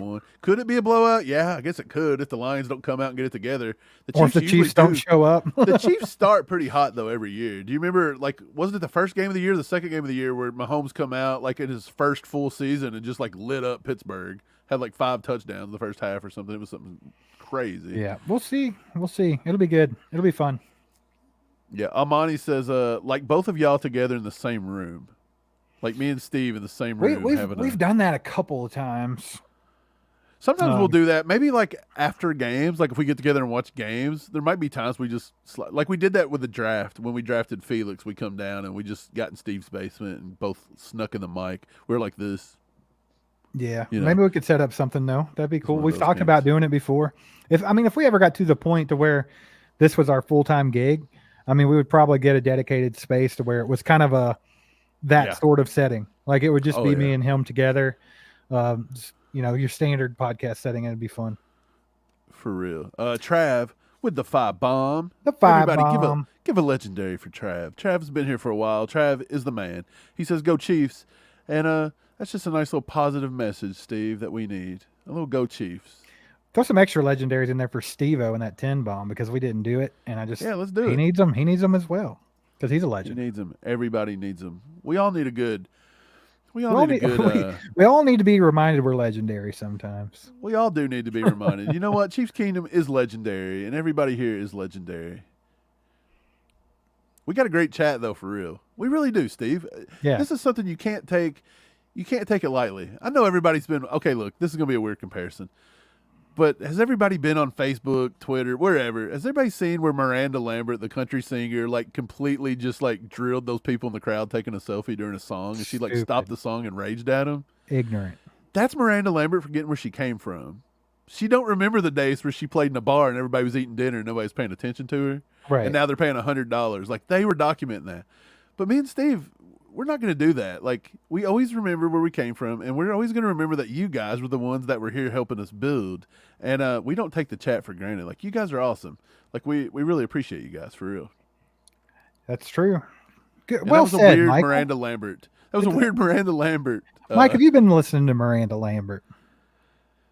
Man, I'm going to be honest. I don't really like Miranda Lambert much. No. Well said though. We do appreciate all you guys. If you can take a minute to go hit that like button, that would help us out tremendously. If you're not subscribed to the channel yet, what are you waiting for? Get over there and hit that subscribe button. Get in our chat. Talk to our freaking awesome ACU crew. Everybody's so supportive, knowledgeable, and super respectful in the chat. And it's always a fun time. So we appreciate you guys. And man, I've been looking forward to this Saturday night tailgate, Mike, so I'm pumped. I know. Steve, Brian Parrott's got a message for you. DiCaprio Boodle. Man. Is there anybody you hate more than DiCaprio Boodle, Steve, on this whole roster? Todd Haley. Oh. On this roster. Would he be your first cut? If you had to cut one guy tomorrow, would it be DiCaprio Boodle? No. It would be Joshua Kando. Joshua Kando. Yeah. Man, here's the thing. I don't hate Boodle. I don't hate him. I have no reason to hate him. It's just when you see him out there not doing so hot and the Chiefs continue to put him in those situations and then, pump him up and everybody's like, oh, Boodle's amazing. Like, no, he's not. Boodle's Boodle. Leave it be. Yeah. I hear you. Oh, wait. Nope. We got Zach in the chat. What's up, Zach? He says Mahomes breaks Manning's yards record this year. Watch. He could do it. Dude, that'd be pretty sick, actually. I think he could. I mean, he was damn close to it last year. So, I mean, he'll get there. Yeah. And, Sorry, I was a little behind in the chat. Even last year when he was trying to, like approaching that record, he had some down games where he didn't even throw for 200 yards, dude. Right. So, I mean. There's a lot of times that Andy will take the air out of the ball every once in a while. Trav says, have y'all talked about Nico yet? Nico Remigio. We haven't actually talked about Nico too much. So it's a perfect time to talk about him. Steve, we're big Nico guys. Like, we really are. I'm a big Nico guy. Like, I like him. But what's the chances he makes what's the chances he actually does anything? Here he is in that one. Look, I've got to keep throwing this up over and over so we can get our Nico fix. It's like 1 second long. Well, here's the thing with Nico. Like, when I first started looking into Nico, like, I was looking at, like, his measurable. Yeah, you were looking a lot at the RA. And everything like that. Yeah, RAS. You see his RAS score, and you're just like, dude, this guy, he has a 4 out of 10 RAS score. He's not very athletic. Like, I don't understand what's going on here. Like, but then you go watch his tape, and it's a completely different story. Like, the guy's electric. He's a playmaker, and he's exciting to watch. Sometimes those measurables don't tell the whole story, and that's definitely this is one of those cases. Love Nico. I think he's got a dark horse shot, like a snowball's chance in hell probably to make this roster. But I think he'll be on the practice squad if he clears waivers, and I wouldn't be surprised if he don't come around, man. I mean, if there's injuries and things like that, and he's sitting on the practice squad, I wouldn't be surprised to see people like him and Jerry Neely and probably. Let's see who else. I could see some of those guys getting some time this year if needed. Jerry Neely would be fun to get off the practice squad, but I just feel like there's too much competition for Jerry and Ely to actually get on this team. Don't you? I can't see it because I think the only way you do it is if Clyde was to get traded, and I just don't see us trading Clyde. Like, after all this. I don't know about this season, but I think if they're smart, they would make sure that he sticks around. I think that he would be a great long play. You think he clears waivers, though, again? Because they have to cut him again to get him to the practice squad. Well, he did last season, and they took him off and on the practice squad a couple of times, too, when they needed room. But I don't know. But I think it would be smart for them to try to hang on to this cat, though, because Clyde's not going to be here after next year. They're not going to pay Clyde to stay. It's not happening. And then you got Jarek McKinnon, who, by all means, that's what Jerry Neely is a little Jarek McKinnon, a young Jarek McKinnon. Yep. Ridiculously fast. Dude, he's so an fast. Amazing receiver. Like, his hands are awesome. He catches everything. And he's technically a running back, but they have him slotted in wide receiver right now as a slot. I think it'd be smart for them to keep him because I think, not this year necessarily, which I'd love to see it get started. But if he can get in and learn, the pass protection, picking up blitzes and learn a little bit from Jarek McKinnon, he could be a valuable asset going forward. We would have that Jarek McKinnon role on lock if they could keep this kid. Because I'm telling you, and hell of a kick and punt returner. The guy's just super fast. Like, I know we've said this before, but last year at camp, he was the fastest guy on that field, like 100% by the eye test. Wasn't it Pete Sweeney? Pete who? Pete what? Sweeney. Pete Sweeney. He said that at the rookie camp, he had showed up over the rookie camp and said he was the fastest guy on the field there. He was, man. And we had fast guys on the team last year. McCole Hardman. Everybody knows McCole Hardman's fast. He did not look as fast as Jerry and Ely in camp. It's kind of strange because you just don't feel like Ely's that speedster, but he is. But yeah, back to Nico really quick. Love Nico. Would love to see him. I think saying that 7 wide receivers isn't far-fetched. We could take 7, but Andy he's never taken over 6. So 6 is probably where we're looking, and Nico just cannot crack that, I don't think. There would have to be some injury, something weird for Nico to crack that. So Nico's going to have to be a practice squad guy this year, and he's got to clear waivers. And it might be tough because I'm telling you, Nico is going to play some in the NFL. Just look at that. Look at Nico high-pointing that ball, baby. I mean, come on. Nico's the man. That's all there is to it. Is he wearing 27? He is wearing 27 out there. Larry Johnson, little Larry Johnson. Yeah, little Grandma Ma out there working. But yeah, love Nico here. Love Nico. Would love to see him, make something happen, and I think he will. I think Nico's got the right attitude. Let's get on to some different questions.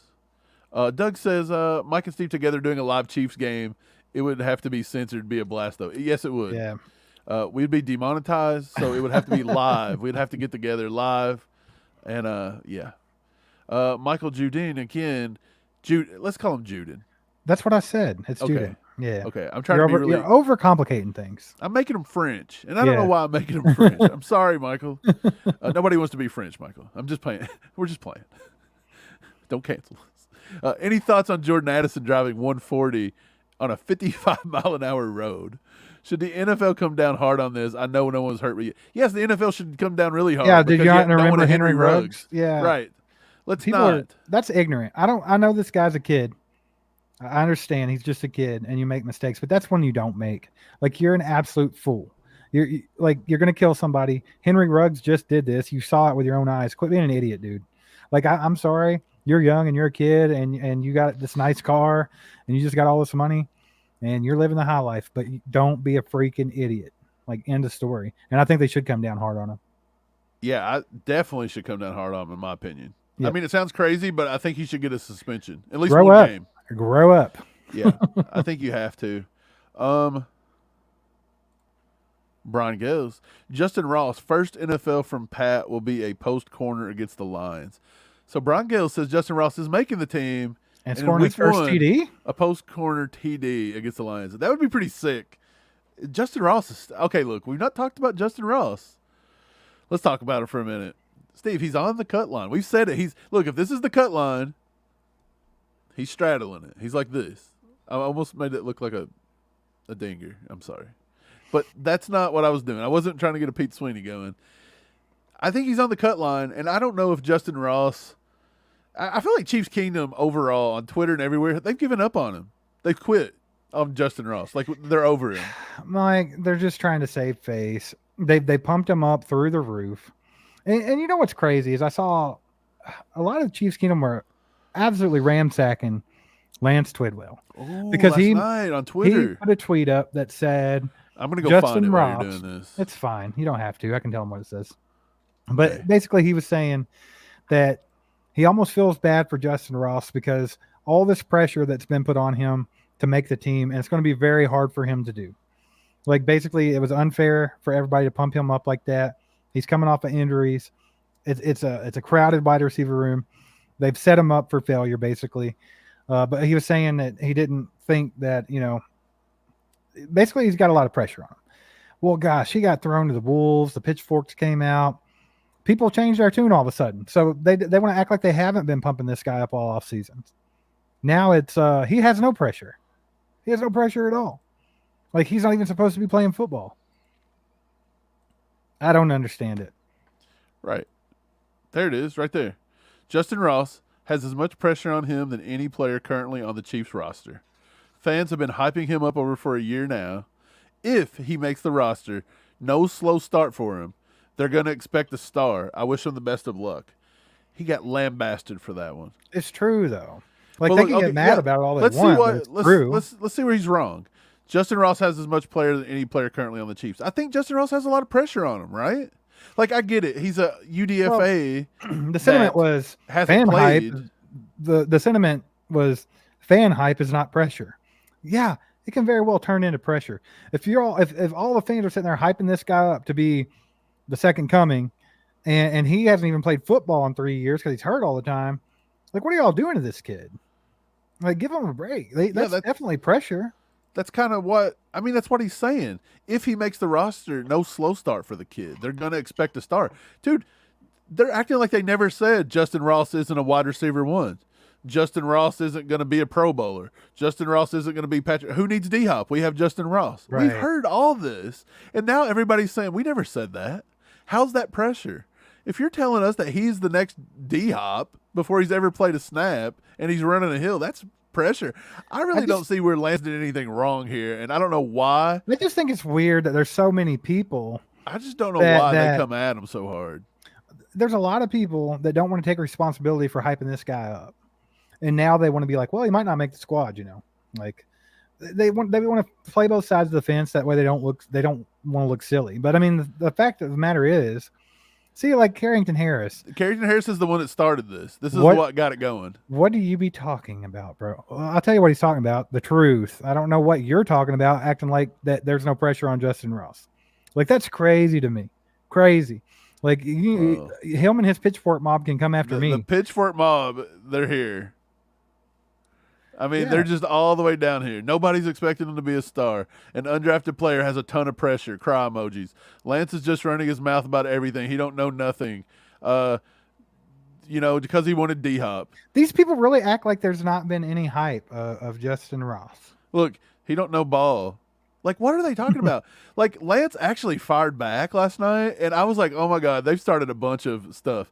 So he posted up. Patrick Mahomes' dad recently gave some very high praise to wide receiver Justin Ross, who's been working out with Mahomes at his new house that includes half a football field. But Patrick has a little. So, yeah, that was Cole talking about it. But Cole also had another Cole had another short saying that he was the secret weapon in the X Factor. Everybody's been doing it, not just Cole. Here's another one. Do y'all remember this one? 5 is Justin Ross. I've got practice footage of number 8, Justin Ross. Pete Schrager? Right. Talking about Justin Ross as a top 5. The University of Clemson. Dude, Lance wasn't wrong. He even brings these up.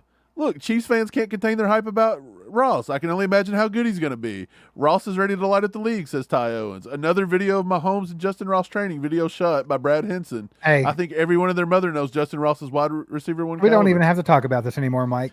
Yeah, it really is strange. If you're not part of the Good Old Boys Club on Twitter, they're going to get their pitchforks out.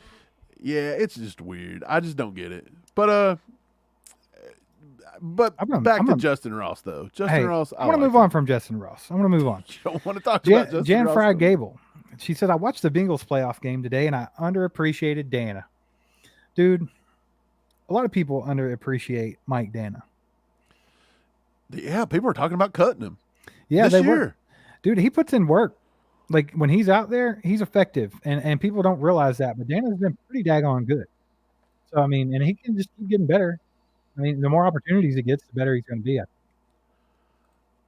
Yep. Brad says Veach's wide receiver pick so far. 2019 Mecole Hardman. That was a bad pick. Rough. He overshot DK. That was horrible. Stupid. That's probably worse than Claude. Yes. 2021 Cornell Powell. Bad pick. Terrible. Cornell Powell was terrible. 2022 Sky Moore. Not a bad pick. I think Sky Moore is going to prove that Sky's going to be good. Rashee Rice, I think Rashee Rice is good. So I'd give Brett 50-50. And let's be honest. Mecole Hardman, if he was drafted, look, they thought Tyreek was going to be in trouble. They thought Tyreek was going to be in trouble and miss the year. They wanted a guy that kind of did some Tyreek stuff. Well, Mecole could have done that. And then Mecole he wasn't all that bad. Here's my thing. Like, for real. Mecole Hardman is not bad. Is he a second-round receiver? I don't think so. I think he's more of a third-round to fourth-round guy. And what makes it so bad and exacerbates that bad pick is because he literally traded up and took him above DK Metcalf and Terry McLaurin. That's ignorant. Scary. We could have had Scary Terry and DK Metcalf. Either one of them on this team. I don't know what the hell they were thinking when they did that. But I mean, DK Metcalf was a sure thing. Like, everybody knew it. And I don't even know how he fell as far as he did. But the fact not knocking Brett Veach, but he also went the whole Breland Speaks route randomly. Veach will put some stinkers out from time to time. He's got a few stinkers. I mean, you can't get everything perfect. But the fact that he has hit on the guys like the Mike Danas of the world, the L'Jarius all those Sneeds, cornerbacks last year. Last year was great. Like, he's picked some good stuff. Creed Humphrey, he's Nick right. Bolton, those were guys that, he's right more than he's not. Let's just put it that way. Yeah, but when he misses, he can put a stinker out from time to time. If Brett Veach had a stinker in this year's draft, Steve, right now, who do you think it is? Like, if you had to guess, out of this draft class, who do you think's his miss, if there was a miss? Honestly, I think this was a pretty solid draft. I don't think he's got a miss. I don't. Because you could say maybe he shouldn't have took Shamari Connor so early. But, I mean, really, it is what it is. Arrowhead Addict says Shamari Connor's a bust. It don't matter. He was a fourth rounder. Look, people come out and say that Shamari Connor couldn't even find a spot to play in Virginia Tech, and they didn't know where to put him, and they don't know why in the world we took him. Well, here's another thing. I see a lot of people talking about how Brett Veach doesn't evaluate wide receivers that great and everything. If you're going to knock Brett Veach, you got to knock Andy Reid as well. because he's just as big of a part of it as Brett Veach when they're looking at these receivers and who they want. So, I mean, they just missed the mark a couple of times. That's just all there is to it. Now, Cornell Powell, when was he taken? He was a later pick, right? Cornell Powell's like a 6th or 7th, maybe. So I'm not worried about that. I'm not worried about that at all. But the McCole Hardman over DK and Terry McLaurin, that's rough. Cornell Powell was drafted number 181 overall, 5th round. Yeah, I'm not worried about that. Yeah, true. If you miss on a 5th rounder, who gives a crap? That'd be like BJ Thompson not working out. Okay. Oh yeah, Brett Veach. You took a shot on the guy. He had another guy. Who was the kid he drafted out of Michigan that was kind of crappy that the Chiefs took? I think Brett Veach took one. Who was it? Man, I can't think of it off the top of my head, but the Chiefs drafted somebody from Michigan a few years back, and they didn't turn out. Jehu Chesson. That was his name. Yeah, that was way before Veach. Was it before Veach? I was thinking it was Veach's first year. No, it was Andy Reid was definitely the coach, but it was not Brett Veach that took Jehu Chesson. Jehu Chesson. I'm kind of curious now. He was drafted in 2017 with the Chiefs. Are you sure that wasn't Brett Veach? Yeah, I guess so. I don't think that would have been Brett Veach. 2017, that's the same year that they took Patty? Yeah. Chesson was drafted in like the 4th or 5th round. That was John Dorsey. Yeah, but Veach had a little hand in Mahomes. The Mahomes thing. Yeah. So, well, that's what put Veach on the map, was it not? Yeah, for sure. I mean, when you pound the table for somebody like that, and they turn out to be Patrick Mahomes, then people are going to start listening. And don't knock Matt Nagy. He's the one that helped him cheat, didn't he? Yeah, he cheated him in here. Hey, cheat to win. They Eddie Guerrero'd that guy. Nah, that was the greatest thing ever. I like the relationship that Matt Nagy and Patrick Mahomes have, though. I think it's going to go a long way this year. I'm not knocking Bieniemy, but I was never a huge fan of Bieniemy. I just wasn't. I think he was good, but at the same time, and I know the players liked him as well. But I don't. If I'm looking at the eye test and the sniff test, I feel like Patrick Mahomes has a better relationship with Matt Nagy than he did with Eric Bieniemy ever. Right, Steve. Would it be an all chiefed up Saturday night tailgate without somebody bringing up D-Hop? Granalicious says thoughts on missing D-Hop for around $15 million a year. Patriots Nation's been losing their mind all week. Well, at least the Patriots had a contract out there. The Chiefs didn't even have that, so we thought it was stupid. It was a slapnuts move to say that you want to play for a stable franchise and then go to Nashville. I don't think he had the option. He didn't have the option. It was Right. either that or go to New England with Mac Jones. Right. And geez Louise, like trying to pick who do you want to play for, Tannehill or Mac Jones is like. Let's be honest. Where Where would you rather live at, Boston or Nashville? You're going to pick Nashville, right? 99 times out of 100. As for D-Hop, we don't care. And $15 million a year, that was too high. I mean, $15 million was too much. It's not too high, but I mean, for it's us, too much for what we were going to give. We weren't in position to do that. I think so if we I were could have been right. Do you remember back in the day when I was like, Brett Veach probably offered him 8 max? I was probably right. I don't think they offered him. I just don't think they offered him. No, I don't either. We'll but see. What do you think they would have offered him?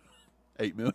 I don't know what they had to offer him. That's probably why they didn't have. That's why they didn't even offer him, because they were like, he's not going to take $5 million. So we're not doing this. Look, he slid over his little paper. You know, like in the movies where they write down their offer and they slide it across the table.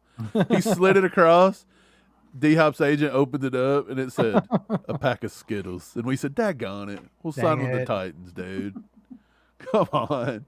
A pack of Skittles? That's rough. No, but it's not a big deal for the Chiefs. I could see. I mean, honestly, it's not a big deal for New England either. I mean, D-Hop's going to help any quarterback, but how much can you really help Mac Jones? Let's be honest. For sure. Appalachia Apache. That's a good name. The Appalachia Apache. Will Tony have a Tyreek Hill type season as the number one? No. I'd love to see it, but I couldn't bet on it. Could he? Yeah. Yeah, I mean, he's got all the talent, but do I see it happening? Probably not. It's not going to be like Tyreek Hill getting 1,500 to 2,000 yards. No. What's a realistic stat line for Tony this year? If I was Vegas, healthy? What would you say? Like, how many games is he playing? We'll just say he plays all the games, and I'll put his stat line at 75 catches, 900 yards, 8 touchdowns. Are you taking the over-under on all those? Over. Over 75 if catches. If he's on the field, I don't know about the 75 catches or maybe not even the 8 touchdowns, but 900 yards is weak. If he's on that field for every game, he'll beat that. He's a number 1 now. They'll game plan for him. It's okay. I mean, the way Andy moves our receivers around, it's kind of hard to game plan for one guy. And you got a game plan for Travis Kelce. So good luck. Right. Cobra Kai Ty says, thoughts on if Drew Tranquil is going to be a beast on our team? Yes, he will be. I think he's going to be a lot better towards the end of the season than the beginning because that playbook's tough. Justin Reid kind of confirmed that. But, yeah, I think he's going to be good. And Drew Tranquil is just a good football player. Like that's the best way to describe that guy. Like he's nothing like he's not astronomical like generational talent or anything crazy like that. But he's just a really good football player. The dude works hard. He wants to win. And the thing about it, I just like him. I think he's going to make our guys better. I think he's going to make our linebacker core better.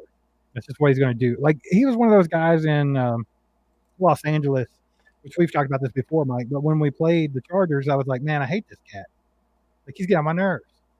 Like you're Tranquil. That's when you know you got a good football player. When you just absolutely don't like he's bugging you when we're playing him. Right. Yeah. Greg says Drew is a top player at linebacker. Greg is correct. I think Drew Tranquil is going to be good. We need a nickname for Drew Tranquil. Does he have one? The Tranquilizer. Right. That's a good one. I was trying to make a play off NyQuil because he puts people to sleep. But I can't do that. Tranquil? It's basically what you would have to go with. I'm just going with NyQuil. I'm calling him NyQuil from now on. That's his name. Oh, man. Okay, let's move it along. Chief Kelsey says he is on the Justin Ross bandwagon. Chief Kelsey, we're glad you're here. And we talked about D-Hop a little bit for you. Yeah. Chris Wright said, did someone say Justin Ross? I think we're all on the Justin Ross bandwagon a little bit. I think he can make the squad. And, I mean, we all seen his ability as a receiver. The guy's – he's got all the talent in the world. It's just, is everything going to work out? You know, it's hard to predict. Right. A lot of factors play into this. A lot. Yeah, I see you. Doug asked, 5 dark horse teams in the AFC that could be a threat to the Chiefs this season. Thoughts? That's a good question. Some dark horse teams? Okay, look. So if we're going to say dark horse, I'm going to say that they're not even in the conversation right now. So I'll go first, Steve. Number 1, if oh no, look, if the new coach actually comes in and gets Russell Wilson going, the Broncos could turn it around. They've got some good pieces and they got a good defense. Sean Payton as well. I'm just saying that's a dark horse team. It all depends on Russell. Right. Wilson. Does that qualify enough as dark horse? I think so. It's got to be people coming out of nowhere. I would want to say like a dark horse team could be Pittsburgh because they're young and good. That's a good pick. And they got Mike Tomlin, but their offensive line stinks. So good luck. Okay. The Ravens can't be dark horse. No. The Browns don't have a chance in the world because of Wacker. And then, of course, the Bengals aren't dark horse. Jacksonville's not dark horse. The Colts ain't got enough. Houston's not got enough. Miami? But are they dark horse? People's picking Miami. I just don't think that they're ever going to get over the hump with Tua as a quarterback. Right. Maybe you can say the Patriots. That's dark horse, I guess. Nobody's really projecting them to win. The Jets are getting more buzz than the Patriots right now. Yeah. Tennessee. Yeah, I was getting ready to say the Titans could be one. Tennessee's just one of the, I can't even name 5 dark horse teams. I'd cap it at 3. Tennessee's one of those teams that can always beat us at any given time. We've seen it over and over again. If they can keep Mahomes on the sideline, it makes for a tough game. Right. So I will say true dark horse teams. I would say Denver. I will say Tennessee, and I will say New England. That would be my 3. That's true dark horse because I don't consider the Jets to be a dark horse team. Do I think any of those are likely? Or no, probably not. No, absolutely not. But that's why they're dark horses. Right. Their horses are dark. Why do they call it the dark horse anyway? I don't know. What's the pun? They should call it the gray horse. You Google it? The gray horse. I'm going to Google it in a second. Do it. I think we need to figure it out. It is what it is, man. Trav said, those rookie poll emojis made me laugh. Yeah, see, we had the throw up for Rashid. We had King for Felix. We had lockdown for Chamari. And we had the lightning bolt for Flash Jr., who is Nico Remigio. Man, I'm excited. If somebody tell me all 4 of these guys, what's the chances that all 4 of those guys would make the team? I'm going to say 20%. All because of this poor guy. Poor Nico. The term dark horse began as a horse racing parlance for a racehorse that is unknown to gamblers and thus difficult to establish betting odds for. The first known mention of the concept is in Benjamin Disraeli's novel, The Young Duke, in 1831. What? I don't get any of it. So it's a horse racing term. We get it. And it was invented when? It was 1831 was the first mention. So it's basically comes from horse racing. It's just like the horse that they can't get good odds on because they don't know anything about it. Like who's the dark horse that could win this thing? Yeah. So there you go. Now you know. Huh. Google's such a crazy place, ain't it? I'm going to tell you something else. It's not nothing about it, but okay, I'm not going to tell you nothing about it. I don't care. Moving on. Back to Michael. He asked another question. Michael's asked some good questions tonight. Very inquisitive. And it is Juden. Like it. It's Juden. Right. Sweet. He confirmed. Help me understand why we would want. I'm going to guess that this Watson. is Justin Watson. Justin Watson over Justin Ross. First off, both Sky and Noah caught more passes than Watson, who was less than 50% catch rate. Justin can catch. This is kind of the debate. Will the Chiefs take talent, unproven talent, over somebody that knows the playbook, Patrick Mahomes trust, that can offer special teams ability, which Justin Ross cannot, and Justin Ross is also not under the contract. So here's where I'm at with it. Right. I think that you know what you got with Justin Watson. Yeah, and that's what helps. That's what helps him, but at the same time, it hurts him. Right, because it's just a very low ceiling. Right. Justin Ross's ceiling is just ridiculously high. And the thing about it is that everybody's like, oh, well, Patrick Mahomes likes Justin Watson. Well, we just saw at Cole Short. Patrick Mahomes likes Justin Ross. So, I mean, it is what it is. And I would take, if it was me, knowing that our wide receiver room is pretty deep, like, I would probably take Ross over Justin Watson. That's all there is to it. Wait, if it was my decision. Right. I would take Ross too. We already discussed Justin Watson, if he gets cut, would have to, I think it's dead money of like 1.4, 1.6, somewhere in that region. That's chump change, to be honest. So I just don't think, what would you do? What would Chiefs Kingdom do if they decided to put Justin Ross onto the practice squad? He didn't clear waivers. Somebody took him and he went the hell off like everybody thinks he could on another team. Do you take that chance? If you're the Chiefs, do you take that chance of that happening? No. I don't think so. Yep. Chief Kelsey says, Steve, looking back to see you could have drafted is wrong. Almost every team missed on DK Metcalf. Yeah. I mean, it's tough to do the hindsight kind of thing, but that's what they get paid to do. Was it not like the big thing though? Like the entire draft is like, why has no one drafted DK yet? Like, remember he was like good in college, first of all, Ole Miss guy, right? Yeah. And then so he tore it up in the SEC. Then he went in there and looked like a complete athletic freak in the combine, running a 4.3 40, looking like a freaking chiseled statue. Like, I mean, to me, it was like, this is obvious. Like, this is a guy that you should take. Like, he's a big wide receiver one that has Tyreek Hill type speed. Like, maybe not. No one has Tyreek Hill type speed, but close, right? Nicole Hardman speed. How about that? I thought it was dumb that many teams passed on him, and I mean, obviously it was. So, I mean, right. I mean, every team did miss on him, Chief Kelsey. So you're not wrong, but I don't know. No, I wonder. In my head, I'm just like, why in the hell? Was there ever an explanation as to why everybody overlooked DK? Like, was there something to do with like a drug test? Was there something to do with like an injury? No, I don't know. I don't know what caused. Like, for example, you heard, what is it? Slapnuts, Washington, from that drafted by Pittsburgh, the tight end out of Georgia. Everybody was bailing on him this year because of his knee. Remember? Oh, Darnell Washington. Right. Oh, Slapnuts. He was the original. Slapnuts. He was the OG Slapnuts. He was the OG slap.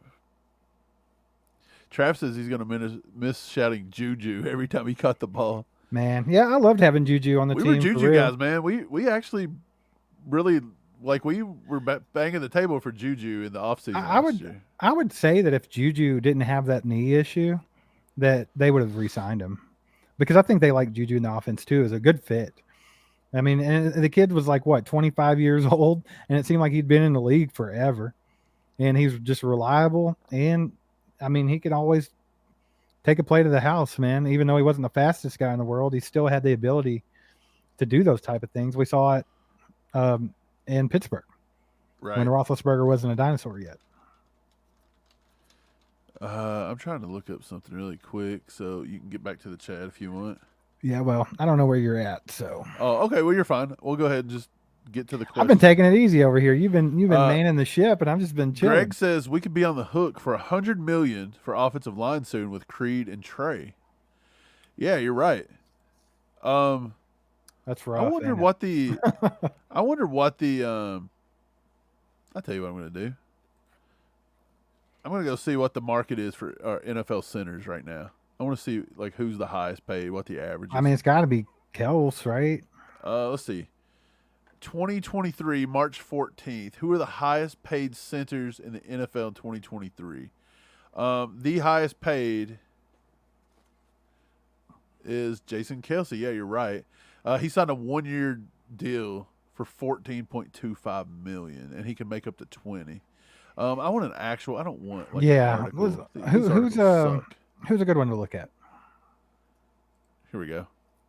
Over the caps, got him.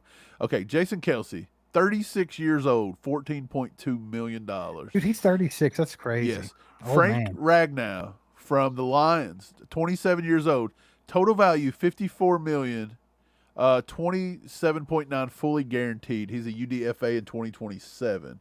So, yeah, 2027. Right. So, okay, so the last guy that signed that's pretty close to Creed's age would have probably been Ragnow at 54, 27. That means he would have signed, I don't know. Creed's actually just making right now $5.5 million on his rookie deal. Creed's going to want every bit. Creed's going to want more than Mitch Morse got from the Bills. He's going to want more than probably Ryan Kelly and Corey Linsley. Yeah, he's going to want every bit of 49. Right. Well, this is somebody that million. This is somebody that for what? Yeah. For how long? The average looks like they're signing them for like 4 to 5 years. Yeah, a 5-year deal would be perfect for Creed Humphrey. That's somebody you want to keep, right? Right. Trey Smith, the average per year for the top 3 is 14.2. That's Kelce this year. He's an anomaly, to be honest, because he's a 1 year off. So if you take him out, Frank Ragnow, 13.5, Ryan Jensen, 13, Corey Linsley at 12.5. To be honest, he's better than them. Maybe not Frank Ragnow, but he's right up there with them, if not better. He's going to want $13.5 to $14 million a year. I would say Creed may settle on 13 to 13.5. Well, I mean, Tooney's gone. There's no way they're going to be able to pay that guy. Be paid. Which sucks because I feel like he's pretty much an anchor on that offensive line. Like he's the fourth old head, highest. He's the fourth highest guard in the league right now, Steve. Right. Sorry. So they're going to.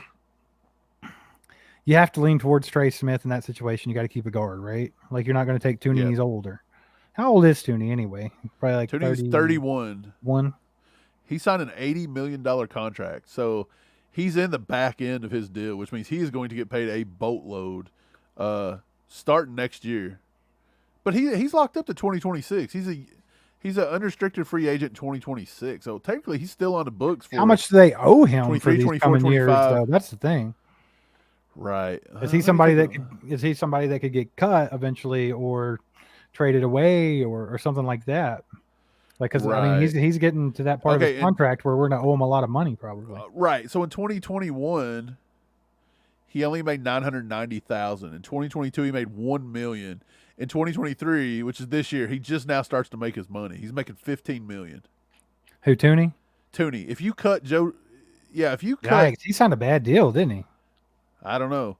If you cut Tooney, if Tooney gets cut this year, he would be a dead cap of $34.8 million. Well, that ain't happening. So so we know that's not coming. Next year though, if they cut him, it's still $13.2 million to get him off the books. He's on one of them back. He's got the classic backloaded. He got the classic Veach. Now I will say this: his base salary this year's $15 million. His base salary next year is $15.5. So still not that much for the left guard, but his guaranteed salary for next year is $0. So I don't really know how that works. He's going to count. Look, the way Tooney's deal works, it's actually not that bad. He counts 10% of the cap this year. So this is his biggest number. Next year, he only counts for 8.8% of the cap and 8% in 2025. So Brett Veach may have figured out a way to keep this guy for a little longer than we think. Brett Veach is a genius. I'll tell you that. Yeah. He's a daggone genius. He works some magic. He's a magician. But what's Trey Smith going to want? Here, I'll name a few players. You tell me if Trey Smith's better. Is Trey Smith better than Quentin Nelson from the Colts? It's hard to say that. No. Joe Bitonio? No. Is he better than Joe Tooney? No. He can't get Joe Tooney money. So now you're looking at Laken Tomlinson from the Jets, who's 31. Ben Powers from the Broncos, 27. Well, Cody Whitehair. You do have to remember it's his money-making time, too. You know, when they get off that rookie contract, that's when they get them deals. So he's going to be looking for every bit of 30 to 40 million, somewhere in that range. So, yeah, I don't know. If you're looking at 40 million for Creed and 30 to 35 million for him, that's 75 million. That's a good question, Greg. And to be honest, I don't know how they do it. Brett Veach has just got to be a wizard. That's all there is to it. He is. He's got to pull out the wizardry. Oh, Harry Potter. That's what I'm going to start calling him. Console Harold Potter over here and see how to get it going. Harold. Is that the grown-up version of Harry Potter? Harold Potter? That's Harold Potter. That's when he graduated, you know. You're not Harry no more. You're Harold. Hey, I see all you guys are out at the bar having a good time. Y'all be careful on your way home. Yeah. Be careful. It's crazy out there. It's crazy. It's crazy. All right. Well, get your last questions in, ladies and gents. We'll be here for probably another 5 minutes or so. So if you want anything answered, go ahead and get that in the chat. We appreciate all you guys for hanging out with us on another Saturday Night Tailgate. Yes, always a good time. Appreciate it. Make sure to hit that like button for us. And if you haven't yet, do it on your way out. Also, if you're new to the channel, hit that sub button and come hang out with us more often. Don't be afraid to get in the chat. We appreciate all you guys. You're amazing. You guys that donated, Dez, HD, Ty, Woody, Stephen James, Trav, and then, of course, the gifteds from Jack Green, Chris Wright. You guys are amazing. Thanks so much for the support. We can't do this without you guys, so we appreciate it. Yeah, for sure. Dude, man, we had a good chat tonight. This was a good tailgate. And I tell you, it's only going to get better because we actually got some football to talk about. We actually dug into some contract numbers tonight. We're talking center contract numbers. What in the hell is going on? What is happening? Well, I mean, everybody kind of woke up to that Chris Jones. Well, didn't wake up to it, but it just happened this evening with the contract thing, and they throwing some drama into it. Civil War? What are you talking about? Mahomes don't even make enough money. Like Florio's over here, like about to have a hemorrhage because he don't have more money. It's insane. I don't know. Yeah, I don't think sure. Mahomes don't need to give it no more money though. No, Mahomes is awesome. Just having a guy that don't care about the money like that and just wants to win, dude. That don't happen very often, man. I mean, you look at these other teams that have what they think are franchise quarterbacks like Lamar Jackson, and he milked them for every penny he could get. Really think about that. We don't have that with Patrick Mahomes. We got a guy that just wants to freaking win, and he's an awesome dude, and he's the best in the game. We hit the freaking lottery with that man. We said it before. I'll say it again. Everybody keeps saying that running backs aren't getting paid in the NFL.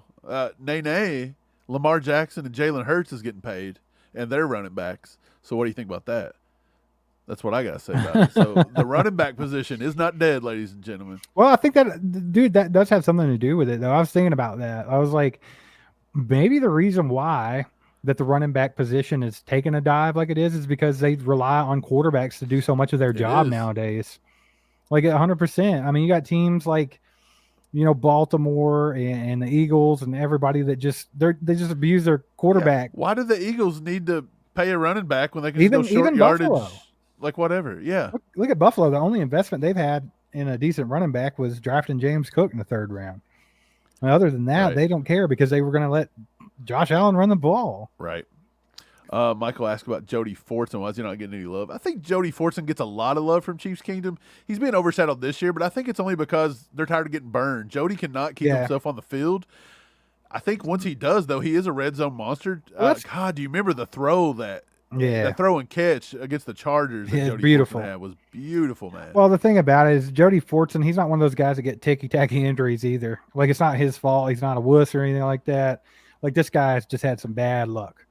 But the fact of the matter is he's got to stay on the field and prove to everybody that he can do this thing, because otherwise might not be Jody Fortson in a Chiefs uniform for too much longer if he just can't stay on the team or on the field. Right. I mean, Trav, no, CJ did not sign. Like, did somebody tell you that CJ signed? He did not. He's camping and just found Wi-Fi. Why y'all lying to Trav like that? Man, he didn't sign. We got Stephen James with the 2. We appreciate you, Steve-O. You the man. Thanks James. For all the support. Awesome time with the crew. ACU. Thanks, y'all. Yeah, guys, we appreciate you a ton. We've had a lot of fun talking football with you, and it's going to get even better. The closer we get to actual football, the better this is going to be. Like I said earlier, man, can't wait until these tailgates are us actually pregame. Like, basically, we're talking about the game. Yeah, it's coming sooner than later, man. I think it's like 8 more Sundays until football is official. Hey, man, we'll be able to pregame a preseason game here in a few weeks. Crazy, ain't it, dude? It's cool to think about. We're getting to that time where we're going to see how this roster is going to shake out, and I've been pumped about it. I still am. I want to see how it plays out, man, because I honestly think that we have a better roster than last year at this time. So, oh yeah, I agree. Yeah, we got two more Saturdays. On the 3rd Saturday from here, we will be pre-gaming the Saints first preseason game, not first round. I don't know what I'm talking about. First preseason game. So yeah, we're so close, man. So close, dude. I'm excited. I know everybody else is excited. So oh yeah, it's going to be awesome. But yeah, thanks guys for hanging out with us. It's been an awesome time. Thanks for all your support. It goes a long way. One day we're going to be doing this full time, and you'll get to see our ugly mugs even more. Just think about that. You're right. The future's bright. The future's bright. I had to wear the shades. Wait, before we get out of here, though, I'll tell you what. Before we get out, King Mo asked, "What's up, fellas?" He just now got here. King Mo, we're about to leave. No. He says we'll have multiple 1K receivers, multiple 500 to 700 receivers. Okay, I'm down with it, King Mo. I'm down with it. And then Cobra Kai Ty with the 5 bomb. We're approaching the end of the chat. Please hit the like before you leave. We appreciate you, Cobra Kai, for keeping them honest. Yeah. Please, on your way out, hit that like button. If you haven't subscribed to the channel and you love the Chiefs and you are part of Chiefs Kingdom and you think you this was the first movement you ever learned in life and saying, oh, yeah, just do it. This is the place. This is the place. We're going to get together and talk. It's going to be great. We're going to have a good season this year. We're going to repeat. Absolutely. That's what's up. And thanks for the 5, Ty. You the man. For sure. So with that, we're going to say good night to you guys. Be sure to hit that like button on the way out. Hit that sub button. Thanks for subscribing and clicking that bell. And we'll see you guys on the next one. Go Chiefs. There goes a sight from my soul.